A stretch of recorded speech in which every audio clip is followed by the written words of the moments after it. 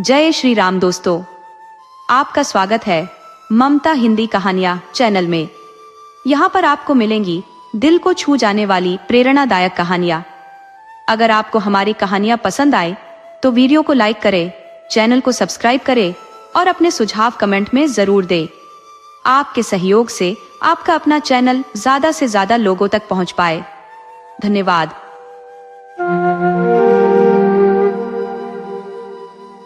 एक बार की बात है कि एक जगह दो राजा राज्य करते थे। उनमें से एक राजा के बहुत सुंदर बेटा था और दूसरे राजा के बहुत सुंदर बेटी थी। दोनों राजाओं के बच्चे शादी के लायक थे, इसलिए दोनों राजा अपने अपने बच्चों के लिए जीवन साथी ढूंढने के लिए लोगों को भेज रहे थे। किस्मत की बात कि दोनों राजाओं के दूत आपस में मिले और बातचीत के बीच उन्होंने एक दूसरे को अपने अपने उद्देश्य बताए।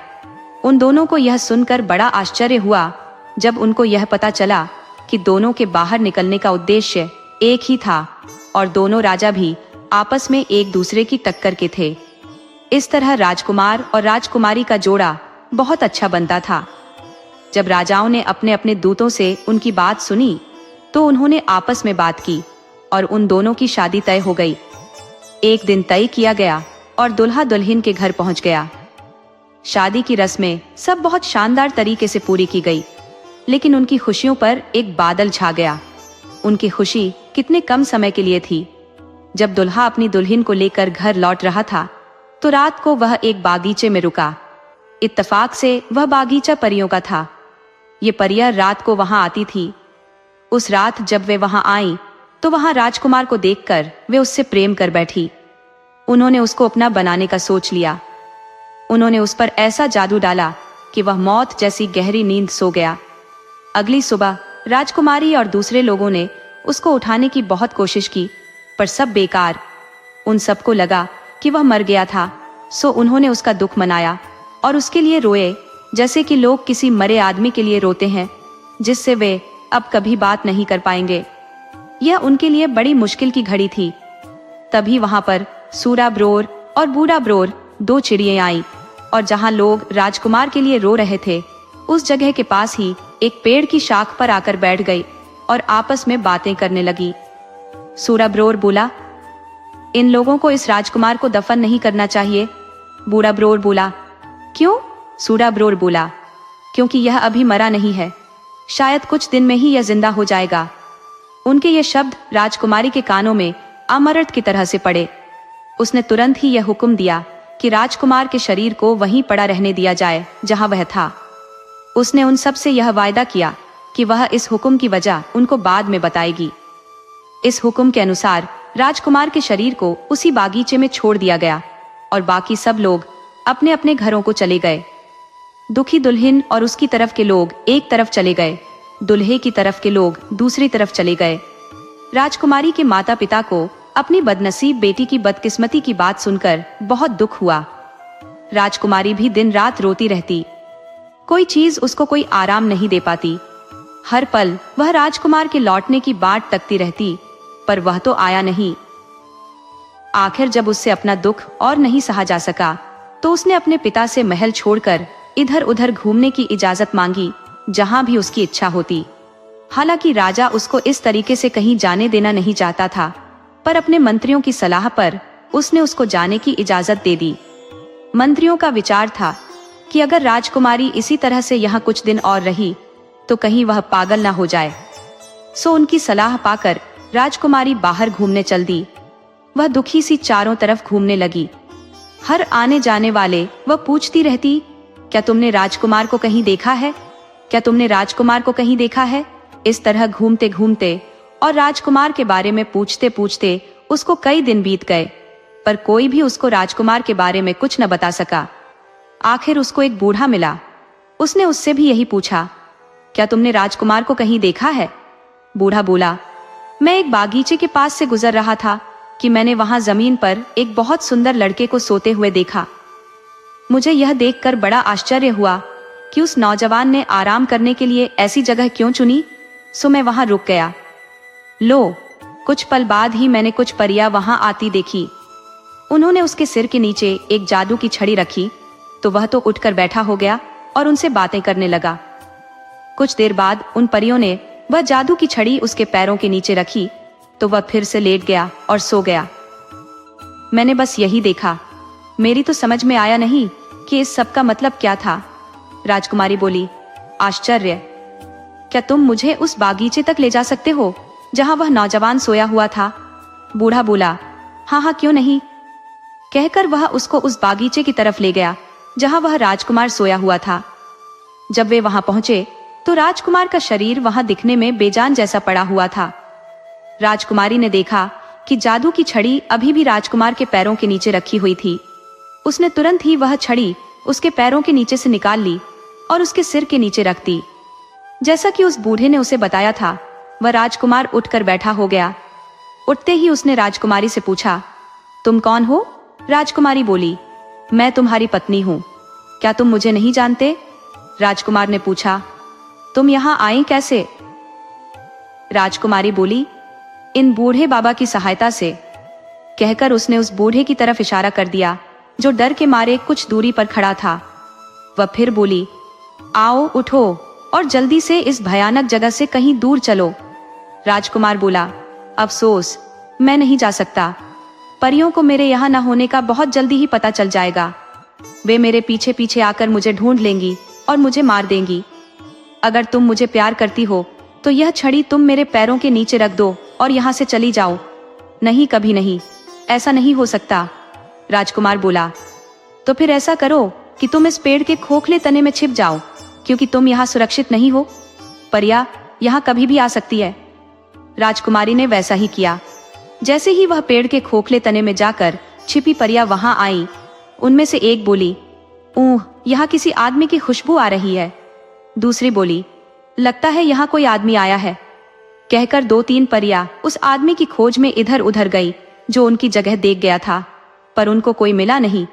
उसके बाद उन्होंने राजकुमार को जगाया और उससे पूछा कि क्या वह किसी आदमी को जानता था जो उसके आसपास घूम रहा हो। राजकुमार ने साफ मना कर दिया कि उसने किसी आदमी को वहां आसपास घूमते नहीं देखा।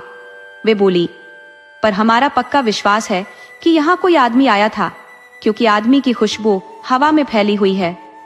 कोई बात नहीं, हम लोग कल यह जगह छोड़कर किसी दूसरी जगह चले जाएंगे। सो अगली सुबह परियों ने सारा बागीचा देखा, क्योंकि वह बागीचा बहुत बड़ा था, और अपने लिए कोई दूसरी जगह ढूंढ ली जहां उनको लगा कि वहां कोई आदमी नहीं आ पाएगा। जब वे वहां नहीं थी तो राजकुमार ने राजकुमारी से कहा, प्रिय, अब तुम क्या करोगी? वे मुझे किसी दूसरी जगह ले जाएंगी और मैं फिर तुम्हें कभी भी नहीं देख पाऊंगा। बहादुर राजकुमारी बोली, नहीं, ऐसा कभी नहीं होगा। तुम देखना, मैं कुछ फूल इकट्ठा करूंगी। तुम जब यहाँ से जाओ तो इन फूलों को अपने पीछे पीछे बिखेरते जाना, जिससे मुझे पता चल जाएगा कि तुम कहाँ गए हो।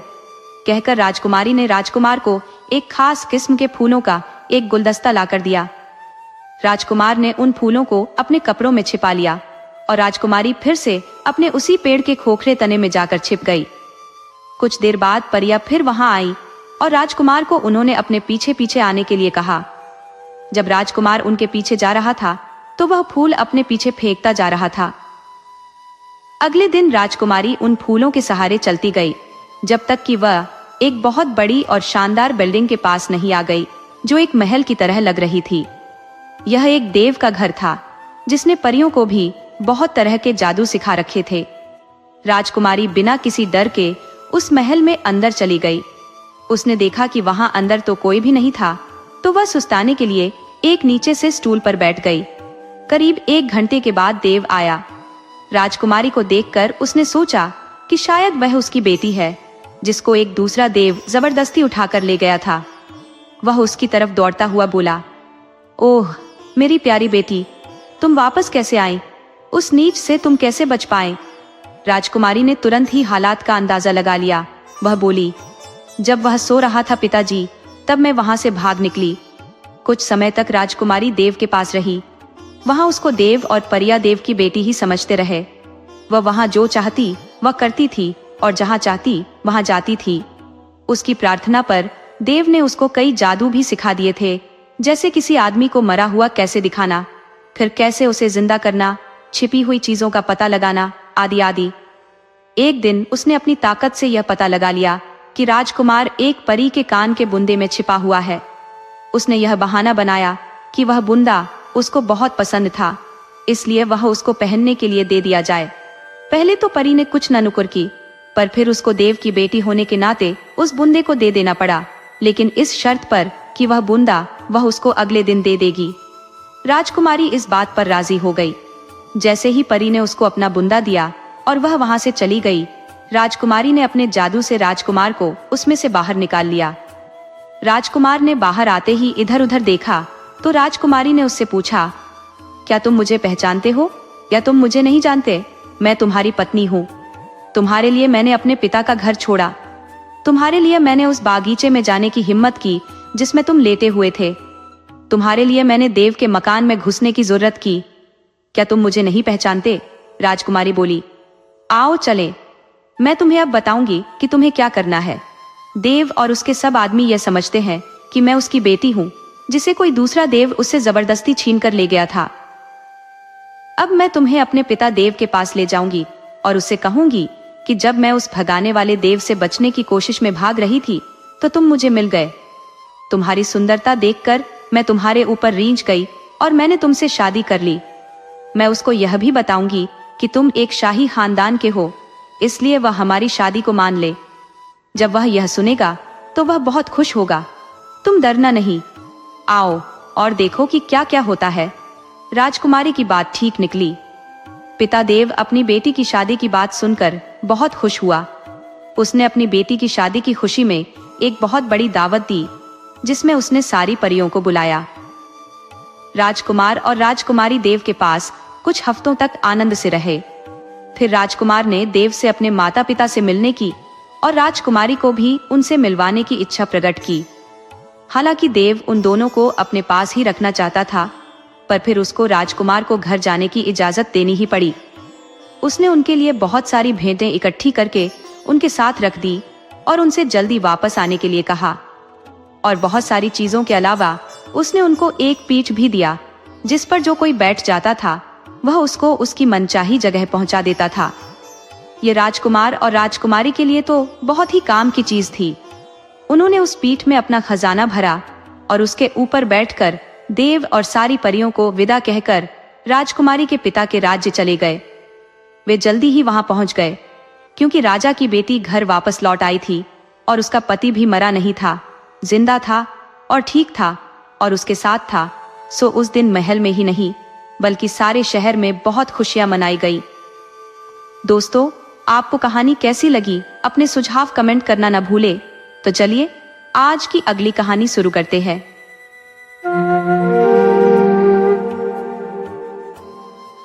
एक बार की बात है कि एक राजकुमार शिकार खेलने के लिए अपने पिता के वजीर के बेटे के साथ बाहर गया, तो इत्तेफाक से उसका तीर एक सौदागर की पत्नी को लग गया। उस सौदागर का घर पास में ही था और उसकी पत्नी उस समय ऊपर वाले कमरे में थी। राजकुमार ने वह तीर उस मकान की खिड़की की दीवार पर बैठी एक चिड़िया को मारा था, पर वह तीर जाकर सौदागर की पत्नी को लग गया। राजकुमार को पता ही नहीं था कि उस कमरे में कोई था, वरना वह तीर उस तरफ मारता ही नहीं। यह न जानते हुए कि वहां क्या हुआ था, राजकुमार और वजीर का बेटा दोनों वहां से चले आए। वजीर का बेटा राजकुमार को तसल्ली देता चला आ रहा था, क्योंकि उससे निशाना चूक गया था। इत्तेफाक से उसी समय सौदागर अपनी पत्नी से कुछ पूछने गया तो उसने उसको फर्श पर लेटे पाया। देखने में वह मरी जैसी लग रही थी और एक तीर उसके सिर से आधा गज की दूरी पर पड़ा हुआ था। उसको मरा जानकर वह खिड़की की तरफ दौड़ा और चिल्लाया, चोर चोर, उन्होंने मेरी पत्नी को मार दिया।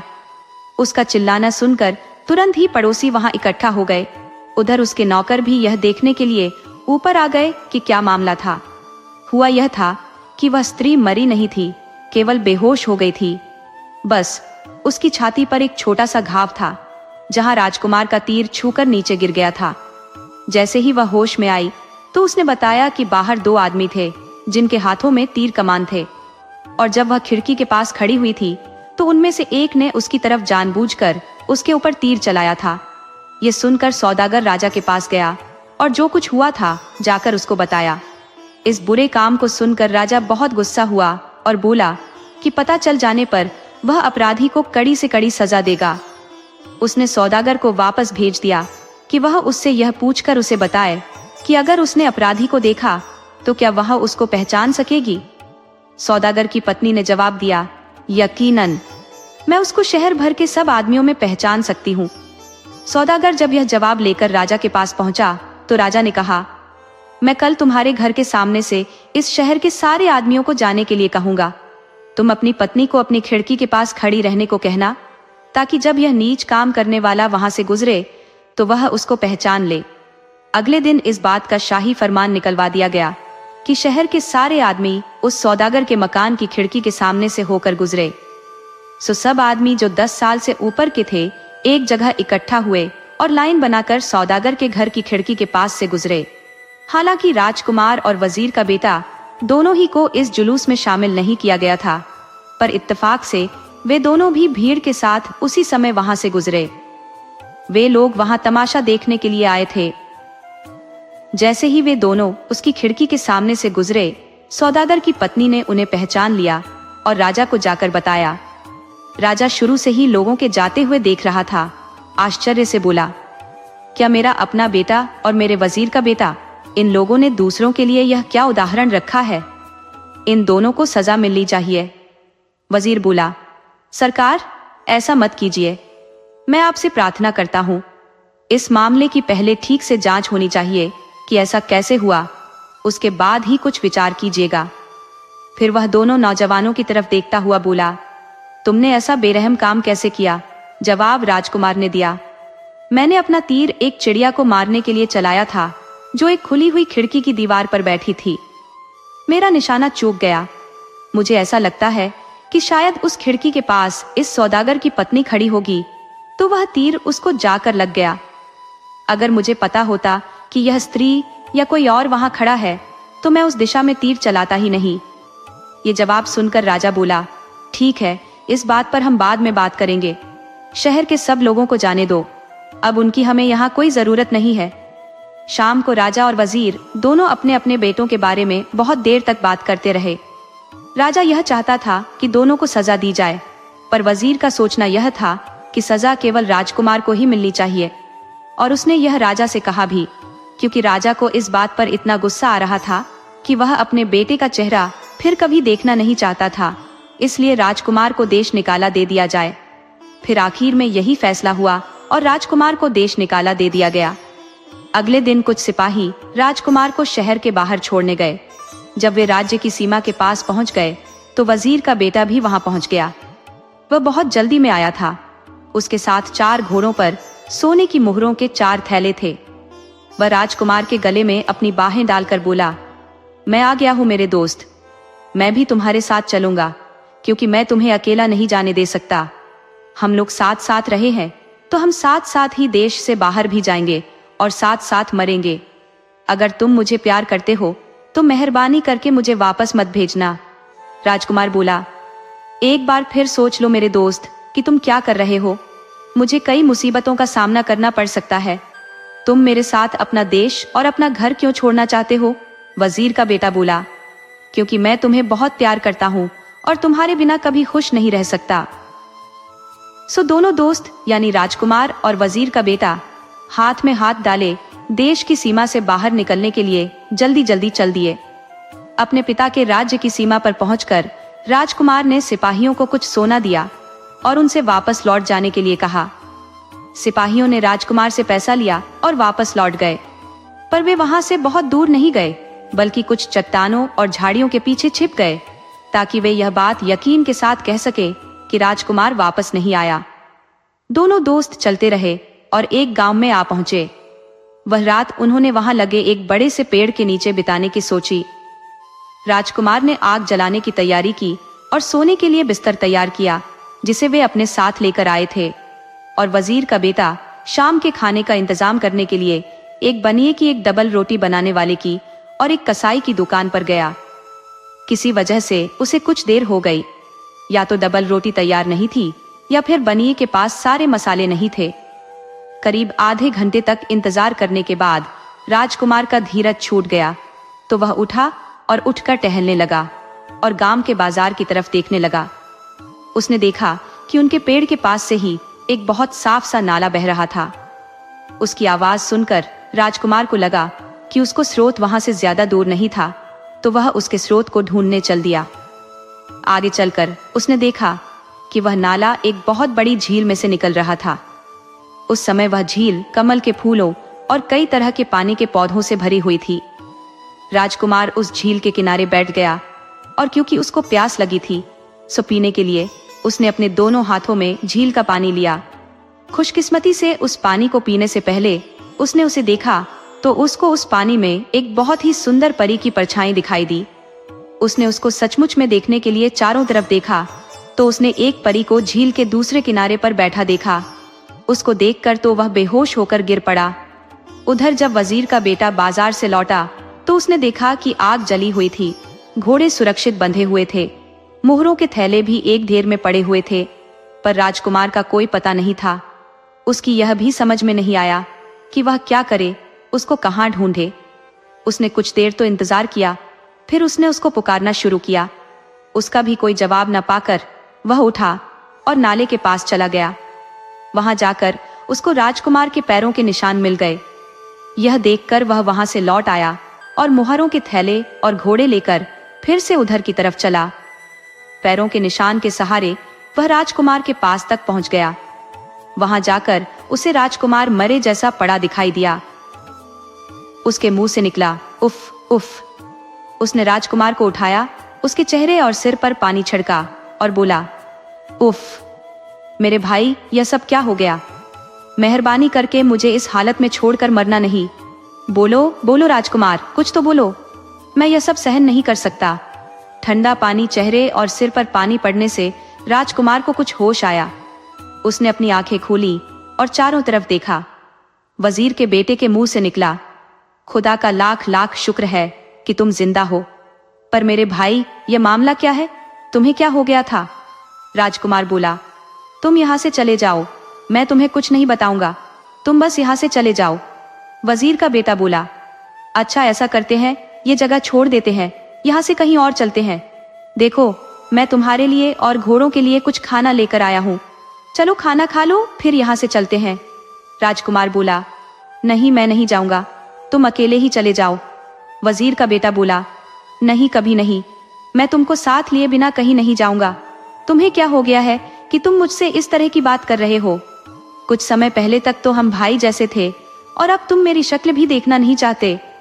राजकुमार बोला, मैंने एक परी देखी है, पर मैंने उसको बस एक पल के लिए ही देखा था। जैसे ही उसने देखा कि मैं उसको देख रहा हूँ, उसने अपना चेहरा कमल की पंखुड़ियों में छिपा लिया। ओह कितनी सुंदर थी वह। जब मैं उसकी तरफ देख रहा था तो उसने अपने कपड़ों के अंदर से हाथी दांत का एक बक्सा निकाला और मेरी तरफ बढ़ा दिया। बस उसी समय मैं बेहोश हो गया। अगर तुम मेरी शादी उस परी से करा दो तो मैं तुम्हारे साथ कहीं भी चलने के लिए तैयार हूँ। वजीर का बेटा बोला, मेरे दोस्त, तुमने सचमुच में एक परी को देखा है।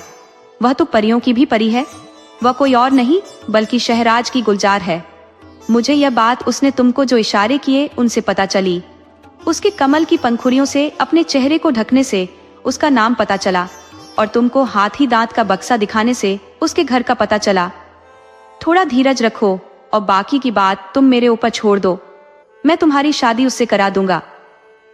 राजकुमार ने जब अपने दोस्त के ऐसे शब्द सुने तो उसको बहुत तसल्ली हुई। वह उठा और उसने खाना खाया और फिर अपने दोस्त के साथ चला गया। रास्ते में उनको दो आदमी मिले। ये दोनों डाकू थे और डाकुओं के एक गिरोह के थे। ये गिरोह 11 डाकुओं का था। इनकी एक बड़ी बहन थी जो घर पर रहती थी और इन सबका खाना बनाती थी। बाकी के 10 दो के समूह में देश में इधर उधर चारों तरफ जाया करते थे और उन यात्रियों को लूटा करते थे जो या तो उनसे लड़ नहीं पाते थे या फिर उन यात्रियों को आराम करने के लिए अपने घर बुलाते थे जो उन दोनों से बहुत ज्यादा ताकतवर होते थे और वे उनसे लड़ नहीं पाते थे। वहां वे सब मिलकर उनसे लड़ लेते थे और उनको लूट लेते थे। ये डाकू एक बड़े से मकान में रहते थे जिसमें बहुत सारे मजबूत कमरे बने हुए थे। उसके नीचे एक बहुत बड़ा गड्ढा था जहां वे उन लूटे हुए लोगों को मारकर उनकी लाशें फेंक देते थे जो भी उनके कब्जे में आ जाते थे। सो जब उन दो डाकुओं ने राजकुमार और वजीर के बेटे को देखा तो वे इनके पास आए और इनसे बड़ी नम्रता से अपने घर आने और रात बिताने की प्रार्थना की। उन्होंने कहा कि यहाँ से दूर दूर तक कोई और गांव नहीं है जहां आप रात बिता सकें, और अब रात भी काफी हो चुकी है। राजकुमार ने वजीर के बेटे से पूछा, भाई क्या हम इन दोनों भले आदमियों का कहा मान लें? वजीर के बेटे ने राजकुमार की तरफ टेढ़ी आंखों से देखा, जिससे पता चलता था कि वह उनके साथ ठहरना नहीं चाहता था। पर राजकुमार क्योंकि थका हुआ था और उसने यह भी सोचा कि शायद वजीर के बेटे को कुछ ऐसे ही गलत फहमी हुई होगी, उसने उन लोगों को हाँ कह दी और बोला, यह आप लोगों की बड़ी मेहरबानी है कि आपने हमको अपने घर बुलाया। सो वे चारों उन डाकुओं के घर चल दिए। उन डाकुओं ने उन दोनों यात्रियों को एक कमरे में बिठा दिया और बाहर से ताला लगा दिया। अब ये दोनों यात्री वहां बैठे बैठे अपनी किस्मत को कोसने लगे। वजीर के बेटे ने कहा, अब रोने से कोई फायदा नहीं है, मैं इस खिड़की के ऊपर चढ़कर देखता हूँ कि यहाँ से बाहर निकलने का कोई रास्ता है कि नहीं। ये कहकर वह खिड़की पर चढ़ा और फुसफुसा कर बोला, हाँ है, इसके नीचे एक गड्ढा है जिसके चारों तरफ ऊंची दीवार है। मैं उसमें कूदता हूँ और जाकर इधर उधर देखता हूँ। तुम तब तक यहीं ठहरो और जब तक मैं लौट कर आऊं तब तक मेरा इंतजार करो। ऐसा कहकर वह नीचे कूद गया और फिर जल्दी ही वापस आकर बोला कि उसने एक बहुत ही बदसूरत स्त्री को देखा जो लगता था कि इन लोगों के घर की देखभाल करने वाली होगी। वजीर के बेटे का प्लान यह था कि वह अपनी सब बात इस बदसूरत स्त्री को बताएगा और उससे वहां से निकलने में इस शर्त पर सहायता मांगेगा कि वहां से बाहर निकलकर राजकुमार उससे शादी कर लेगा। इस पर वह उसको अपने कमरे तक लेकर आएगा। वह यकीनन उनको वहां से निकालने के बदले में हमारा वायदा पूरा करने के लिए कहेगी। राजकुमार पहले तो उससे कुछ न नुकुर करेगा, पर फिर राजी हो जाएगा। यह है मेरा प्लान। राजकुमार ने उसकी यह बात मान ली, सो वजीर का बेटा उस स्त्री के पास चल दिया। वहां पहुंचा तो वह स्त्री रो पड़ी। उसने पूछा, आप क्यों रोती हैं? वह बोली, मैं यही सोचकर रोती हूँ कि अब आप लोगों का समय पूरा हो चुका है। वजीर का बेटा बोला, आप रोइए नहीं, बल्कि आप राजकुमार से शादी कर लीजिए। आप आइए और राजकुमार से इस प्लान पर बात कर लेते हैं। वह स्त्री वजीर के बेटे के साथ चल दी।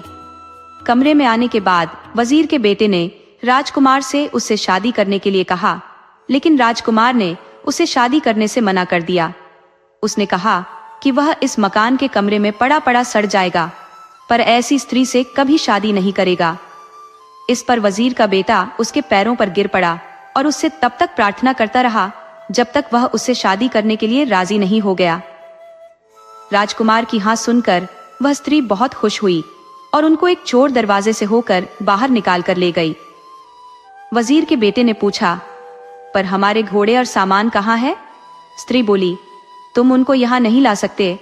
उनको यहाँ लाने का मतलब है किसी और रास्ते से जाना, और किसी और रास्ते से जाने का मतलब है कब्र में पैर देना। वजीर का बेटा बोला, पर उनका हमारे साथ होना जरूरी है। स्त्री फिर बोली, ठीक है, फिर वे भी इसी रास्ते से जाएंगे। मेरे पास एक जादू है जिससे मैं किसी को भी पतला या मोटा बना सकती हूँ। सो वजीर का बेटा चुपचाप अपने घोड़ों को ले आया और उस जादू को उनके ऊपर पड़कर उनको इतना पतला बना लिया कि वे उस तंग रास्ते से गुजर सके जैसे कोई कपड़ा निकल जाता है। वहां से बाहर निकलकर वह उनको फिर से पहले वाले रूप में ले आया। बाहर निकलते ही वह अपने घोड़े पर चढ़ गया और दूसरे घोड़े की लगाम पकड़ ली। ऐसा ही उसने राजकुमार से भी करने के लिए कहा।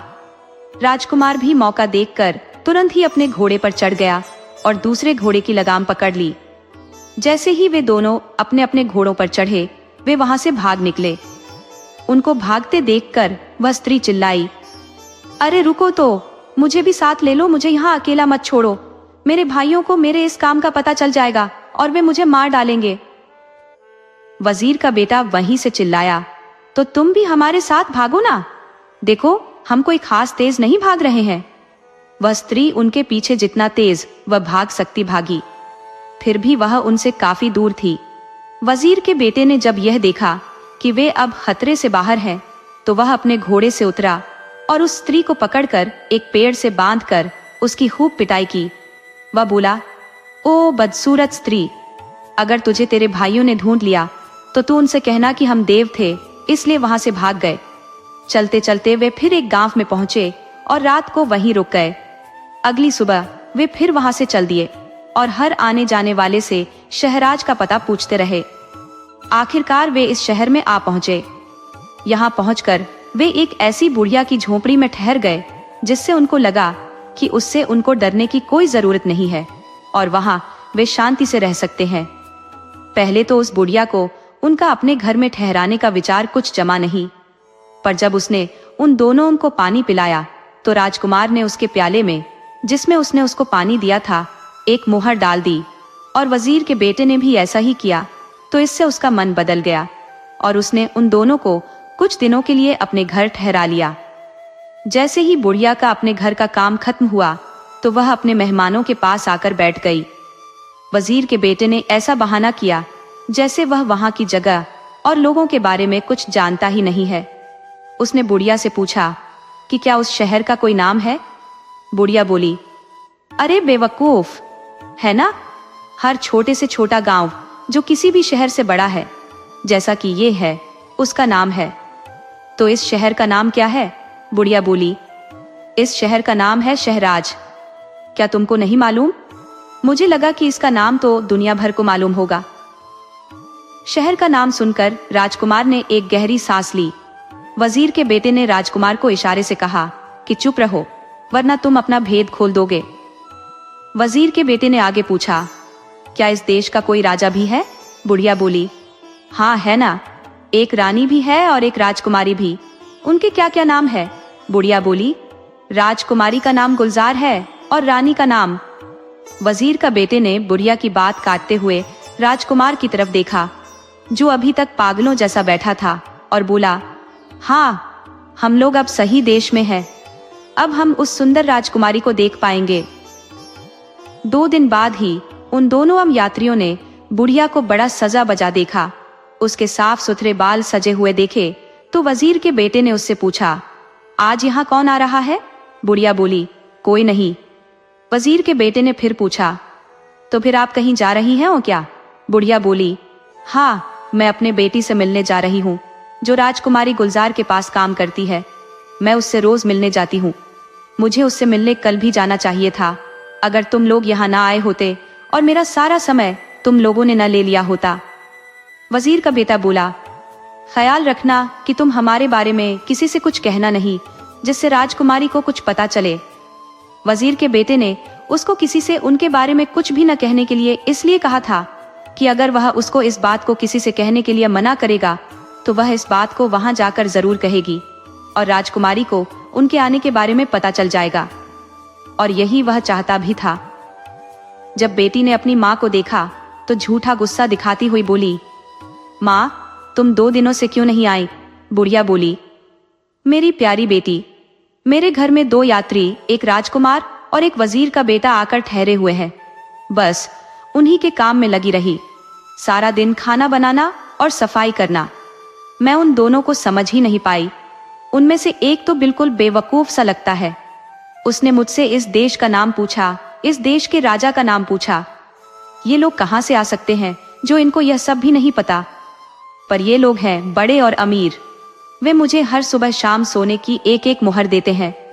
इसके बाद बुढ़िया वहां से चली गई और राजकुमारी के पास जाकर उससे वही शब्द फिर दोहरा दिए। उनको सुनकर राजकुमारी ने उसको बहुत बुरी तरह से पीटा और उसको कड़ी सजा की धमकी देते हुए कहा कि अगर उसने फिर कभी अजनबियों के बारे में उसके सामने कुछ कहा तो वह उसको बहुत कड़ी सजा देगी। शाम को जब बुढ़िया घर लौटी तो उसने वजीर के बेटे को आकर बताया कि उसको बहुत अफसोस है कि उसने अपना वायदा तोड़ दिया। फिर कैसे राजकुमारी ने उसको पीटा, क्योंकि उसने उन दोनों के बारे में उसको बताया था। राजकुमार उसकी सब बातें सुन रहा था, सो उसके मुंह से निकला, उफ उफ। जब इन आदमियों के बारे में सुनकर ही उसके गुस्से का ये हाल है तो उनको देखकर क्या होगा? वजीर का बेटा आश्चर्य से बोला, तुम गुस्से की बात करते हो, वह तो तुमको देखकर ही खुशी से फूल जाएगी। मैं जानता हूँ। उसने जिस तरीके से इस बुढ़िया के साथ बर्ताव किया है, उससे साफ पता चलता है कि वह तुमसे कह रही है कि आने वाले अगले काले पाख में तुम उससे जाकर मिलो। यह सुनते ही राजकुमार के मुंह से निकला, या अल्लाह, तेरा लाख लाख शुक्र है। अगली बार जब वह बुढ़िया फिर महल गई तो गुलजार ने अपनी एक नौकरानी को बुलाया और उसको उस कमरे में दौड़कर आने के लिए कहा, जिसने वह उस बुढ़िया से बात करे, और यह भी कहा कि अगर बुढ़िया यह पूछे कि क्या मामला है तो वह कहे कि राजा के हाथी पागल हो गए हैं और वे शहर और बाजार की तरफ भाग रहे हैं। रास्ते में जो भी मिलता है वे सबको बर्बाद करते जाते हैं। नौकरानी ने उसका कहना माना और उस कमरे में जाकर उसने वही कहा जो राजकुमारी ने उससे कहने के लिए कहा था। बुढ़िया यह सुनकर डर गई। उसने सोचा कि कहीं ऐसा ना हो कि वे हाथी उसकी झोपड़ी को गिरा दें और उस राजकुमार और उसके दोस्त को मार दे। सो उसने राजकुमारी से घर जाने की इजाजत मांगी, जो उसको मिल गई। राजकुमारी के पास एक जादू का झूला था, जिस पर जब कोई बैठ जाता था तो वह उसको वहीं ले जाता था जहां उसके ऊपर बैठने वाला चाहता था। उसने पास खड़ी हुई एक नौकरानी से वह झूला लाने के लिए कहा। जब वह झूला आ गया तो उसने बुढ़िया को उस पर बैठने और अपने घर जाने की इच्छा प्रकट करने के लिए कहा। बुढ़िया उस पर बैठ गई और तुरंत ही अपने घर सुरक्षित पहुंच गई। वह घर पहुंचकर यह देखकर बहुत खुश हुई कि उसके मेहमान सुरक्षित थे। वह बोली, ओह, मुझे लगा कि वे कहीं तुम लोगों को न मार दे। राजकुमारी की दासी कह रही थी कि शाही हाथी पागल हो गए हैं और इधर उधर भाग निकले हैं। मैंने जब यह सुना तो मुझे तुम लोगों की बड़ी चिंता हो गई, इसलिए राजकुमारी जी ने यह झूला मुझे घर सुरक्षित रूप से आने के लिए दिया। आओ बाहर चले, कहीं ऐसा ना हो कि हाथी यहाँ आकर मेरी झोपड़ी ही गिरा दे। वजीर का बेटा बोला, मुझे विश्वास नहीं होता कि ऐसा हुआ। ये सब बहाना है, वे लोग तुम्हारे साथ चाल खेल रहे हैं। फिर वह राजकुमार के कान में फुसफुसाया, अब तुम्हारे दिल की इच्छा पूरी होने वाली है। ये सब उसी के इशारे हैं। काले पाख के शुरू होने के 2 दिन बाद राजकुमार और वजीर का बेटा दोनों उस झूले पर बैठे और महल के आंगन में पहुंचने की इच्छा प्रकट की। एक पल में ही वे वहां थे। महल के एक दरवाजे के पास राजकुमारी खड़ी हुई थी। उसकी भी राजकुमार को देखने की उतनी ही इच्छा थी जितनी कि राजकुमार की इसको देखने की।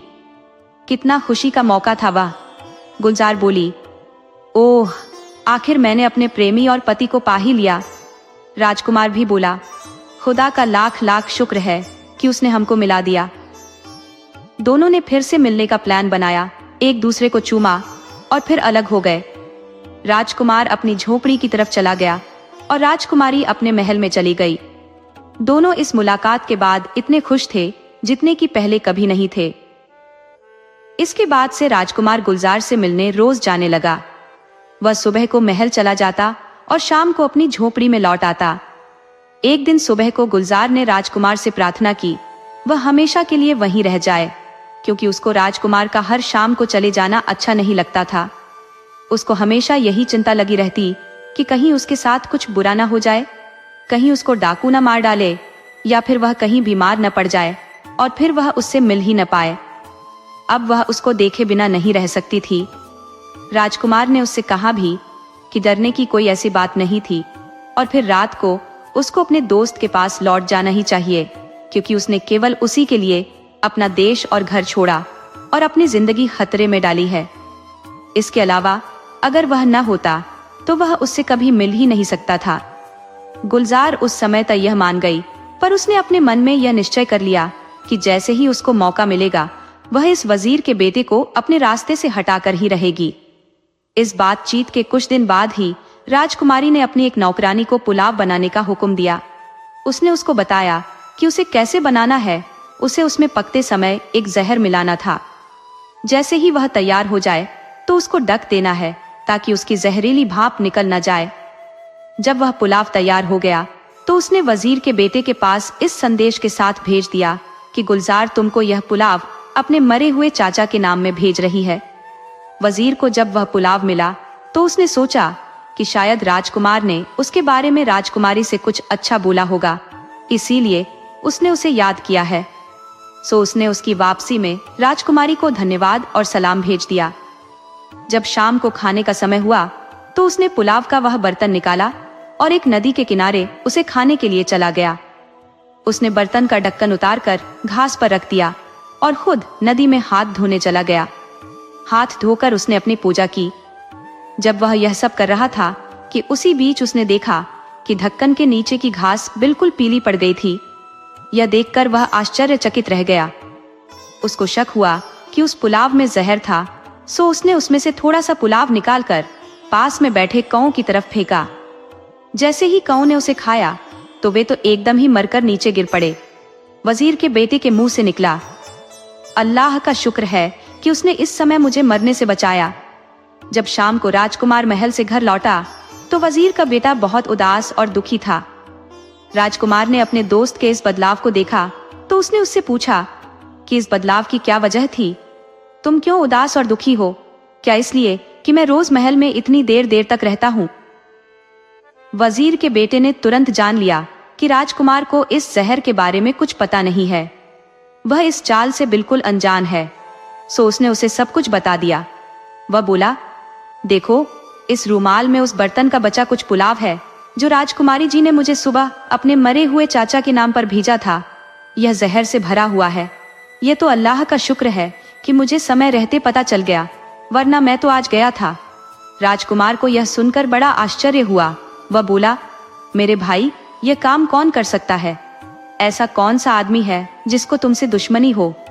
वजीर का बेटा बोला, राजकुमारी गुलजार, सुनो, जब तुम अगली बार उससे मिलने जाओ तो मैं तुमसे विनती करता हूँ कि तुम थोड़ी सी बर्फ ले जाना और उससे मिलने से ठीक पहले उसमें से थोड़ी सी बर्फ अपनी दोनों आंखों में डाल लेना। इससे तुम्हारी आंखों में आंसू आ जाएंगे। उनको देखकर गुलजार तुमसे पूछेगी कि तुम क्यों रो रहे हो। तुम उससे कहना कि अचानक आज सुबह तुम्हारा दोस्त मर गया है, तुम इसलिए रो रहे हो। और देखो, ये शराब और यह फावड़ा भी तुम अपने साथ लेते जाओ। जब तुम अपने दोस्त की मौत की वजह से बेहोश से होने लगो तो तुम उसे यह शराब पीने के लिए कहना, यह शराब थोड़ी तेज है, इसको पीते ही वह बेहोश होने लगेगी और गहरी नींद सो जाएगी। तब तुम यह फावड़ा गर्म करना और उसकी पीठ पर इससे निशान बना देना। ये करके तुम उसका मोती का हार और यह फावड़ा दोनों अपने साथ लेकर वापस आ जाना। इस सब को करने में डरना नहीं, क्योंकि जब तुम यह सब काम पूरा कर लोगे तो यह तुम्हारे लिए अच्छी किस्मत और खुशी लेकर आएगा। मैं देखूंगा कि राजकुमारी के पिता और उनका सारा दरबार उससे तुम्हारी शादी के लिए हाँ कर देंगे। राजकुमार ने कहा कि ठीक है, वह वैसा ही करेगा जैसा उसने उससे करने के लिए कहा है, और उसने वैसा ही किया भी। अगली रात जब राजकुमार राजकुमारी गुलजार से मिलकर उसके महल से लौटा तो राजकुमार और वजीर के बेटे ने घोड़े और मोहरों के थैले लिए और एक कब्रिस्तान की तरफ चल दिए जो वहां से करीब 1 मील की दूरी पर था। उन लोगों ने यह प्लान बनाया कि वजीर का बेटा एक फकीर बनेगा और राजकुमार उस फकीर का चेला और नौकर बनेगा। अगली सुबह जब गुलजार होश में आई तो उसको अपनी पीठ में जलन भरा दर्द महसूस हुआ और उसका मोतियों का हार गायब था। उसने तुरंत ही अपने हार की चोरी की खबर तो राजा को दी, पर अपनी पीठ के बारे में उसे कुछ भी नहीं बताया। राजा ने जब इस चोरी के बारे में सुना तो उसे बहुत गुस्सा आया और उसने अपने राज्य में इस चोरी की घोषणा करवा दी। घोषणा सुनकर वजीर का बेटा बोला, यह सब ठीक हो रहा है मेरे भाई, तुम डरो नहीं, तुम यह हार लो और बाजार जाकर इसको बेचने की कोशिश करो। राजकुमार उस हार को लेकर बाजार में एक सुनार की दुकान पर गया और उससे उसे खरीदने के लिए कहा। सुनार ने उससे पूछा कि उसको उसका कितना पैसा चाहिए। राजकुमार बोला, मुझे इसका 50,000 रुपया चाहिए। सुनार बोला, ठीक है, तुम यहीं बैठो और मेरा इंतजार करो जब तक मैं इसका पैसा लेकर आता हूँ। राजकुमार वहां सुनार का बहुत देर तक इंतजार करता रहा। तब कहीं जाकर सुनार वापस आया, पर साथ में वह कोतवाल और कुछ पुलिस वालों को भी लाया था। कोतवाल ने आते ही राजकुमार को राजकुमारी का हार चुराने के जुर्म में अपनी हिरासत में ले लिया। कोतवाल ने उससे पूछा कि उसको यह हार कहाँ से मिला। राजकुमार ने उसे बताया कि यह हार मुझे एक फकीर ने दिया है जिसके पास मैं काम करता हूँ। उसने मुझे यह हार बाजार में बेचने के लिए दिया है। अगर आप मुझे इजाजत दें तो मैं आपको उस फकीर के पास ले चलता हूँ। कोतवाल राजी हो गया। राजकुमार तब कोतवाल और पुलिस को फकीर के पास ले गया जहां उसने फकीर को छोड़ा था। वहां पहुंचकर उन्होंने देखा कि फकीर अपनी आंखें बंद किए बैठा है और अपनी प्रार्थना कर रहा है।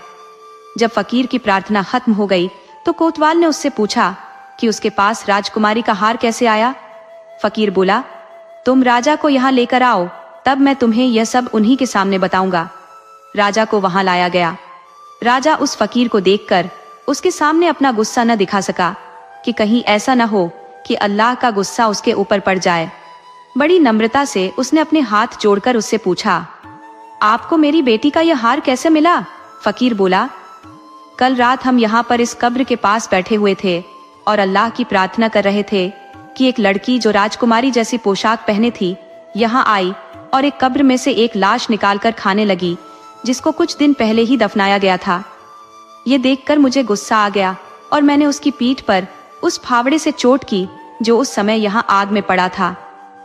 चोट खाकर वह यहाँ से भागी तो जल्दी में उसका हार नीचे गिर पड़ा। आपको मेरी इस बात पर आश्चर्य तो जरूर हो रहा होगा, पर यह साबित करना कोई मुश्किल काम नहीं है। आप अपनी बेटी को बुलाइए और देखिए कि उसकी पीठ पर फावड़े के जले का निशान है या नहीं। आप जाकर देखिए और अगर जैसा मैं कहता हूँ वह सच है तो उसे यहाँ लाइए, मैं उसको सजा दूंगा। यह सुनकर राजा को फकीर की बातों पर विश्वास तो नहीं हुआ, पर उसके पास और कोई चारा नहीं था, सो वह तुरंत ही महल लौट गया और अपनी बेटी की पीठ देखने के लिए कहा। दासी ने आकर राजा को बताया कि फकीर की बात सच थी, उसकी पीठ पर फावड़े के जले का निशान था। यह सुनकर राजा के गुस्से का पारावार न रहा। उसने कहा कि राजकुमारी को तुरंत ही मार दिया जाए। दासी बोली, नहीं नहीं हुजूर, हम इसे क्यों मारे? हमको इसे उसी फकीर के पास भेज देना चाहिए जिसको इसका हार मिला है, ताकि वही इसको अपनी मनचाही सजा दे सके। राजा राजी हो गया और राजकुमारी को फकीर के पास भेज दिया गया। राजकुमारी को देखकर फकीर बोला, इसको एक पिंजरे में बंद कर दो और पिंजरा उसी कब्र के पास रख दो जिसमें से इसने लाश निकाली थी। ऐसा ही किया गया। पिंजरे को एक कब्र के पास रखकर सब लोग वहां से चले गए और राजकुमारी उस कब्रिस्तान में फकीर और उसके चेले के साथ अकेली रह गई। जब थोड़ा अंधेरा हो गया तो फकीर और उसके चेले ने अपने अपने रूप बदल लिए और अपने अपने घोड़े और सामान लेकर उस पिंजरे के सामने आ खड़े हुए। उन्होंने राजकुमारी को पिंजरे में से बाहर निकाला, उसकी पीठ के घाव पर मरहम लगाया और उसको राजकुमार के पीछे घोड़े पर बिठाकर वहां से भाग लिए। वे रात भर अपने घोड़ों पर चलते रहे। सुबह होने पर ही वे आराम करने के लिए रुके। वहां उन्होंने अपने आगे के प्लान पर विचार किया। वजीर के बेटे ने राजकुमारी को थोड़ा सा वह जहरीला पुलाव दिखाया जो उसने उसके लिए भेजा था और उससे पूछा कि क्या अब भी वह अपने किए पर पछता नहीं रही है। यह देखकर राजकुमारी रो पड़ी। उसने स्वीकार किया कि वजीर का बेटा तो उसका सबसे बड़ा सहायक और दोस्त था। उसको जहर भरा पुलाव भेजना उसकी सबसे बड़ी गलती थी। उसके बाद वजीर के बेटे ने अपने पिता के नाम एक चिट्ठी में वह सब लिखकर भेजा जो उनके देश छोड़ने के बाद उनके साथ घटा था। जब वजीर ने यह चिट्ठी पढ़ी तो उसने जाकर राजा को बताया। उसने उन दोनों को वापस न आने के लिए लिखा और लिखा कि वे गुलजार के पिता को एक चिट्ठी लिखे जिसमें यह सब लिखे। इस हुक्म के अनुसार वजीर के बेटे ने राजकुमार को गुलजार के पिता को एक चिट्ठी लिखवाई। वह चिट्ठी पढ़कर गुलजार के पिता को अपने वजीरों और दूसरे ऑफिसरों पर बहुत गुस्सा आया कि उनको इतने इज्जतदार लोगों के अपने राज्य में होने का कुछ भी पता नहीं था, क्योंकि वह राजकुमार और वजीर के बेटे को अपना धन्यवाद देना चाहता था। उसने अपने कुछ वजीरों की सजा का हुक्म सुना दिया कि फलां फलां तारीख को उनको सजा दी जाएगी। उसने वजीर के बेटे को लिखा कि वह उसके महल आए और उसके महल में आकर ठहरे, और अगर राजकुमार राजी होंगे तो मैं राजकुमारी की शादी उनसे जितनी जल्दी हो सकेगा उतनी जल्दी कर दूंगा। यही तो वे चाहते थे। राजा की यह चिट्ठी पढ़कर वे बहुत खुश हुए और उन्होंने राजा का बुलावा स्वीकार कर लिया। जब वे वहां पहुंचे तो राजा ने उनका दिल से स्वागत किया। जल्दी ही राजकुमार की शादी गुलजार से हो गई। राजा ने राजकुमार को भेंट में बहुत सारे घोड़े, हाथी, जवाहरात, कीमती कपड़े देकर उनके देश के लिए विदा किया, क्योंकि उसको यकीन था कि अब राजा उनका अपने राज्य में स्वीकार कर लेगा। उनके जाने से पहले की रात जिन वजीरों को राजा ने सजा देने का निश्चय किया था, उन्होंने वजीर के बेटे से राजा से माफी की प्रार्थना की और कहा कि अगर वह उनको राजा से माफी दिलवा देंगे तो वे हर एक उसको अपनी बेटी देंगे। वजीर का बेटा मान गया और उनको माफी दिलवाने में सफल हो गया। वायदे के अनुसार उन वजीरों ने अपनी अपनी बेटियों की शादी वजीर के बेटे से कर दी। अगले दिन राजकुमार अपनी पत्नी गुलजार के साथ और वजीर का बेटा अपनी कई सुंदर पत्नियों के साथ, कई सिपाही, बहुत सारे ऊंट, हाथी और घोड़े और बहुत बड़े खजाने के साथ अपने देश चले। रास्ते में वे डाकुओं के घर के पास से गुजरे तो सिपाहियों की सहायता से उन्होंने उनका मकान तोड़कर गिरा दिया और वहां से उनका बरसों का जोड़ा हुआ खजाना लेकर फिर आगे अपने देश की तरफ चले। आखिर वे अपने देश आ पहुंचे। राजा ने जब अपने बेटे की सुंदर पत्नी और इतने सारे खजाने को देखा तो उसने तुरंत ही उसको अपने राज्य में स्वीकार कर लिया। बस फिर तो राजकुमार की जिंदगी में खुशी ही खुशी थी। राजकुमार सबका प्यारा हो गया। समय आने पर वह राजगद्दी पर बैठा और बहुत सालों तक उसने खुशी और शांति से राज किया। दोस्तों, आपको कहानी कैसी लगी? अपने सुझाव कमेंट करना न भूले। तो चलिए आज की अगली कहानी शुरू करते हैं।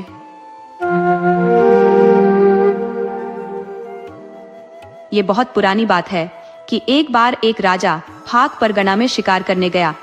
वहां दाची गांव के पास उसने एक बारहसिने को देखा तो वह उसके पीछे भाग लिया और कई मील तक उसका पीछा किया, पर फिर वह एक जंगल में चला गया और गायब हो गया। राजा अपनी इस बदकिस्मती पर बहुत दुखी और नाउम्मीद हुआ और लौट पड़ा। जब वह अपने खेमे की तरफ लौट रहा था तो उसने सड़क के किनारे लगी हैज के पीछे से किसी के रोने की आवाज सुनी। उसने उसके अंदर झांका कि वहां कौन था तो उसने देखा कि वहां 17 साल की एक बहुत सुंदर लड़की थी। उसको देखकर वह उसे देखता ही रह गया। उसने उससे बड़ी नम्रता से पूछा, तुम कौन हो और यहाँ क्या कर रही हो? वह बोली, जनाब, मैं चीन के एक राजा की बेटी हूँ। मेरे पिता एक लड़ाई में बंदी बना लिए गए हैं और मैं अपने पिता के दुश्मन की बंदी बनाए जाने के डर से वहां से भाग निकली हूँ। मैं पहले एक जगह गई जहां मैं डूब जाना चाहती थी, पर गांव वालों को मेरे इरादों का पता चल गया। उन्होंने आकर मुझे बचा लिया। उसके बाद मैं यहाँ चली आई। आपने मेरी कहानी तो सुन ली, अब आप अपनी बताएं। राजा बोला, ओ सुंदरी, मैं इस देश का राजा हूँ और शिकार करने निकला हूँ। ये मेरी खुशकिस्मती है कि मैंने तुम्हें देख लिया, वरन तुम यहाँ पता नहीं कब तक अकेली पड़ी रहती। ये सुनकर वह लड़की रो पड़ी। राजा ने फिर पूछा, सुंदरी, तुम क्यों रोती हो? लड़की बोली, मैं अपने माता पिता और देश के लिए रोती हूँ। मैं अपने लिए भी रोती हूँ। मैं यहाँ क्या करूँगी? मेरा यहाँ कोई घर नहीं है, मेरा यहाँ कोई दोस्त नहीं है। बिना घर और दोस्त के मैं कैसे रहूंगी? राजा बोला, तुम रो नहीं, आगे से मैं तुम्हारी देखभाल करूंगा। आओ मेरे साथ, मेरे महल चलो, अब से तुम वहीं रहना। लड़की बोली, हाँ, मैं आपके साथ खुशी खुशी चलूंगी। आप मुझे अगर अपनी पत्नी बनाएंगे तो मैं आपसे शादी भी कर लूंगी। मैं आपको किसी भी चीज के लिए मना नहीं कर सकती। राजा बोला, तो चलो प्रिय, तब तुम मेरे साथ चलो। महल पहुंचकर उन दोनों की शादी हो गई। राजा अपनी इस चीन वाली पत्नी को धीरे धीरे और प्यार करने लगा। उसने उसके लिए दल झील के पास 5 मंजिल का एक महल बनवाया और उसके साथ ज्यादा से ज्यादा समय बिताने लगा, उससे भी ज्यादा जितना कि वह अपनी दूसरी पत्नियों के साथ कुल मिलाकर बिताता था।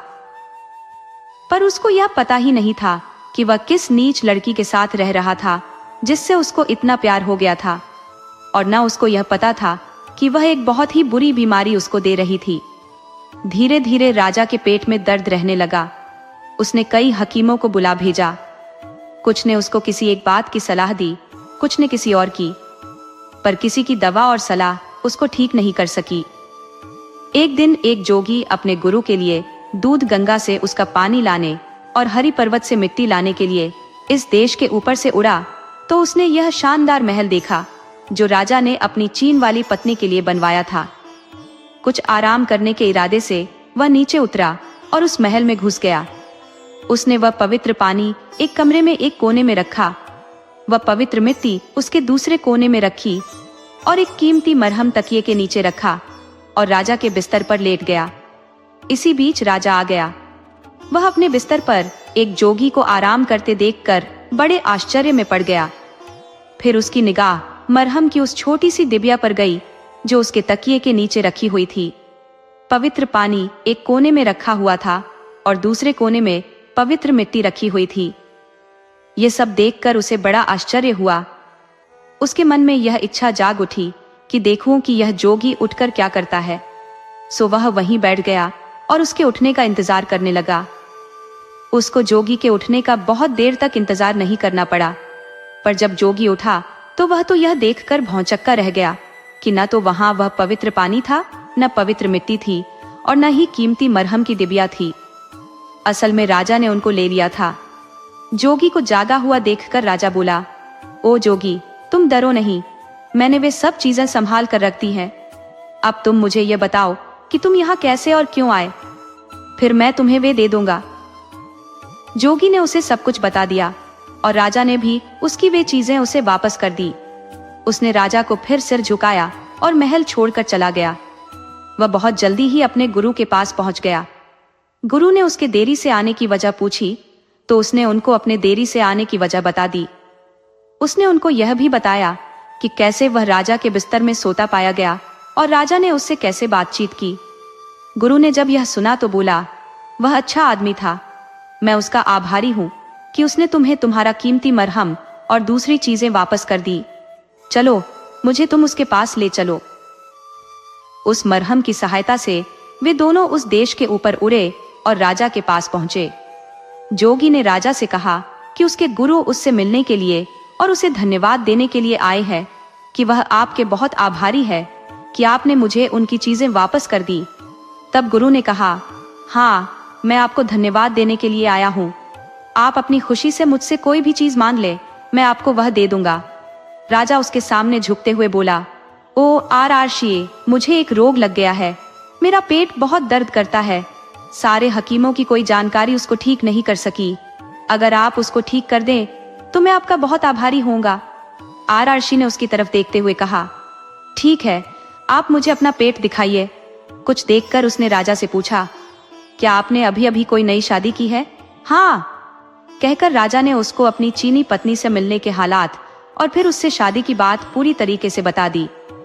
आरआरशी बोला, मुझे इसी का शक था, अगर आप बिना दवा के 40 दिन और रहते तो आप मर जाते, पर अब आप सुरक्षित हैं, मैं आपको ठीक कर सकता हूँ। जो मैं कहता हूँ आप वही करें, तो आपको डरने की कोई जरूरत नहीं है।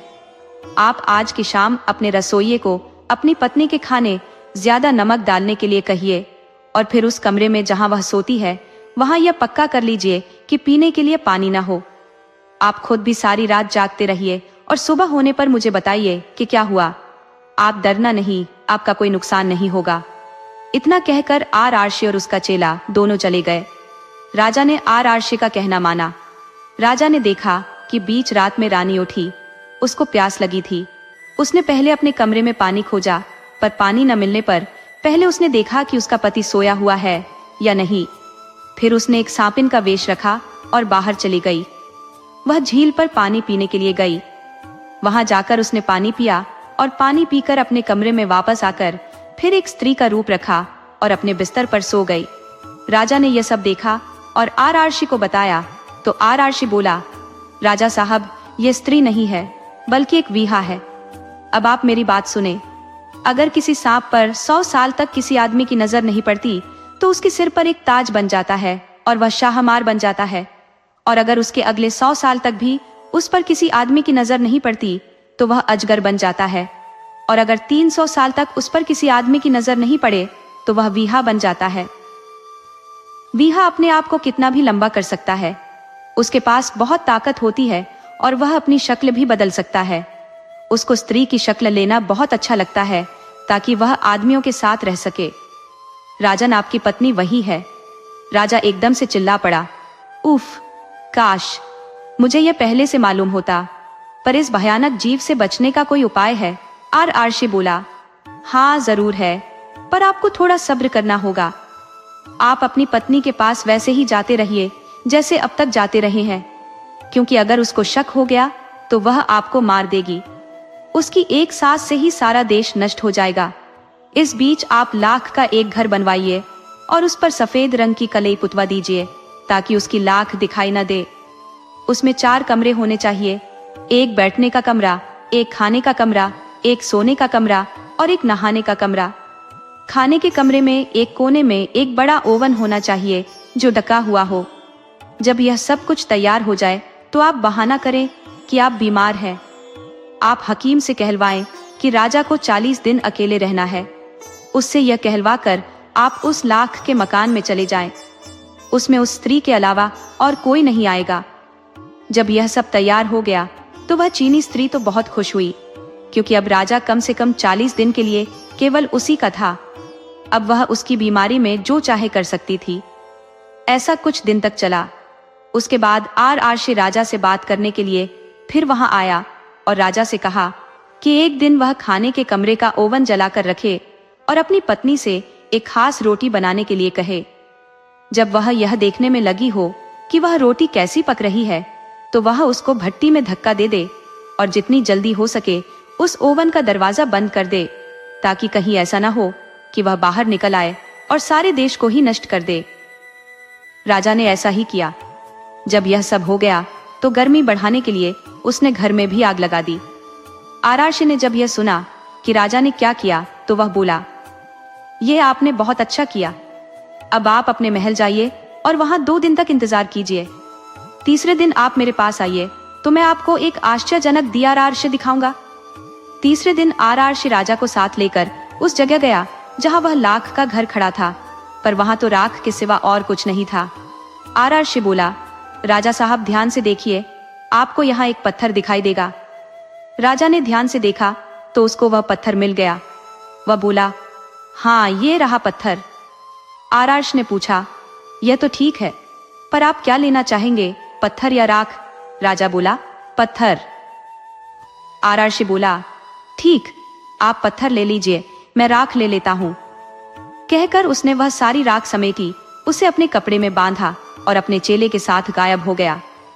उसके बाद राजा अपने महल को चला आया। उस दिन के बाद से राजा ठीक हो गया। वह पत्थर जो उसने चुना था, बाद में वह संगी पारस साबित हुआ, जिसके छूने से कोई भी धातु सोना बन जाती है। पर उस राख में क्या गुण था, ये राजा को कभी पता नहीं चला, क्योंकि वह फिर कभी उस आरआरशी और जोगी से मिला ही नहीं।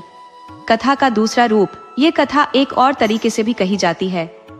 एक बार की बात है कि कश्मीर में अली मदान खान नाम का एक राजा राज करता था। एक दिन वह शालीमार के पास शिकार खेलने के लिए गया। वहां 2 आदमी उसके पास आए और उससे बोले, राजा साहब, अगर आप हमारी बात सुन लेंगे तो हमें बड़ी खुशी होगी। हमारी प्रार्थना है कि आप इस जगह से आगे न जाए। कहीं ऐसा ना हो कि अजगर आपको निगल जाए। यह अजगर यहाँ अक्सर घूमता रहता है। राजा बोला, आप लोग यह क्या बेहूदी बात कर रहे हैं? वे आदमी बोले, नहीं, हम कोई बेहुदा बात नहीं कर रहे हैं, हम आपको सच बता रहे हैं। हमने उसे अपनी आंखों से देखा है। वह हर शाम पानी पीने के लिए झील के किनारे जाता है और इसी जंगल से गुजरता है। आपको पहले से सावधान करना हमारा फर्ज था, बाकी आप जाने। हम आपसे फिर प्रार्थना करते हैं कि आप यहाँ से आगे न जाएं। ठीक है, कहकर राजा ने अपना घोड़ा वापस किया और अपने घर चला गया। घर जाकर उसने अपने वजीरों को जो कुछ उसने आज सुना था वह सब कहने के लिए बुलाया। ये सब बताकर उसने उनसे उनकी सलाह मांगी कि उस अजगर को कैसे मारा जाए। उन्होंने उसको सलाह दी कि बहुत सारी भेड़ों की खाल छूने से भरकर उसी रास्ते पर डाल दी जाए जहां से वह अजगर रोज पानी पीने जाता था। साथ ही जहां वह अजगर पानी पीता था, उसी जगह के पास 2 गड्ढे खोद दिए जाएं, जिनमें तेल भरवा दिया जाए। उनका सोचना यह था कि जब अजगर चूना भरी भेड़ की खाल देखेगा तो सोचेगा कि वे असली भेड़ हैं और उनको निगल लेगा। इसके अलावा जब वह तेल से भरे गड्ढे देखेगा तो उसे लगेगा कि वे पानी से भरे हैं और उनमें से तेल पीकर अपनी प्यास बुझाने की कोशिश करेगा। इस तरह से उसके पेट में बहुत जोर की जलन होगी जो उसको मार देगी।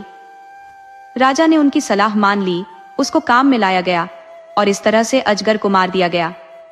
अली मर्दान खान उसका ढांचा देखने के लिए गया और अपने सिपाहियों से उसको जलाने के लिए कहा। उसने 2 बूढ़े लोगों की सहायता से उसकी वो गुफा भी ढूंढी जिसमें वह रहता था और उसके अंदर गया। वहां उसको एक बंद दरवाजा मिला जिसे उसने खोला। यह दरवाजा एक कमरे में खुलता था। इस कमरे में उसको एक छोटा सा बक्सा मिला और इस बक्से को खोलने पर उसमें रखा एक पत्थर मिला। इत्तेफाक से यह पत्थर संगी पारस निकला, जिसके छूने से हर धातु सोना बन जाती है। वह उसे उठा लाया। कथा का एक और रूप। एक बार की बात है कि एक आदमी तख्ते सुलेमान पर चढ़ने के लिए चला। उस दिन बहुत गर्म था, सो उसको बहुत जल्दी ही प्यास लगाई। उसने अपनी जेब से एक नाशपाती निकाली और उसे छीलने लगा। जब वह नाशपाती छील रहा था तो उसके हाथ से चाकू फिसल गया और उसका हाथ कट गया। उस आदमी ने खून चाकू से साफ करके फिर उसे एक पत्थर पर घिसकर उसका खून साफ करके अपनी जेब में रख लिया। पहाड़ी पर पहुंचकर वह वहां बैठ गया। वहां पहुंचकर उसको भूख भी लगाई, सो उसने एक दूसरी नाशपाती निकाली और अपनी जेब से चाकू निकाला और उसको छीलने ही वाला था कि उसने देखा कि उसका चाकू तो सोने का हो गया था। ये कैसे हुआ? यह देखकर उसको कोई शक नहीं रहा कि उसने अपना चाकू जरूर ही किसी संगी पारस पर घिस दिया था। वह तुरंत ही वापस आया, पर अफसोस उसको वह पत्थर फिर नहीं मिला। पर हम यह जानते हैं कि वह पत्थर अभी भी जरूर ही वहीं कहीं होगा। दोस्तों, आपको कहानी कैसी लगी? अपने सुझाव कमेंट करना न भूले। तो चलिए आज की अगली कहानी शुरू करते हैं।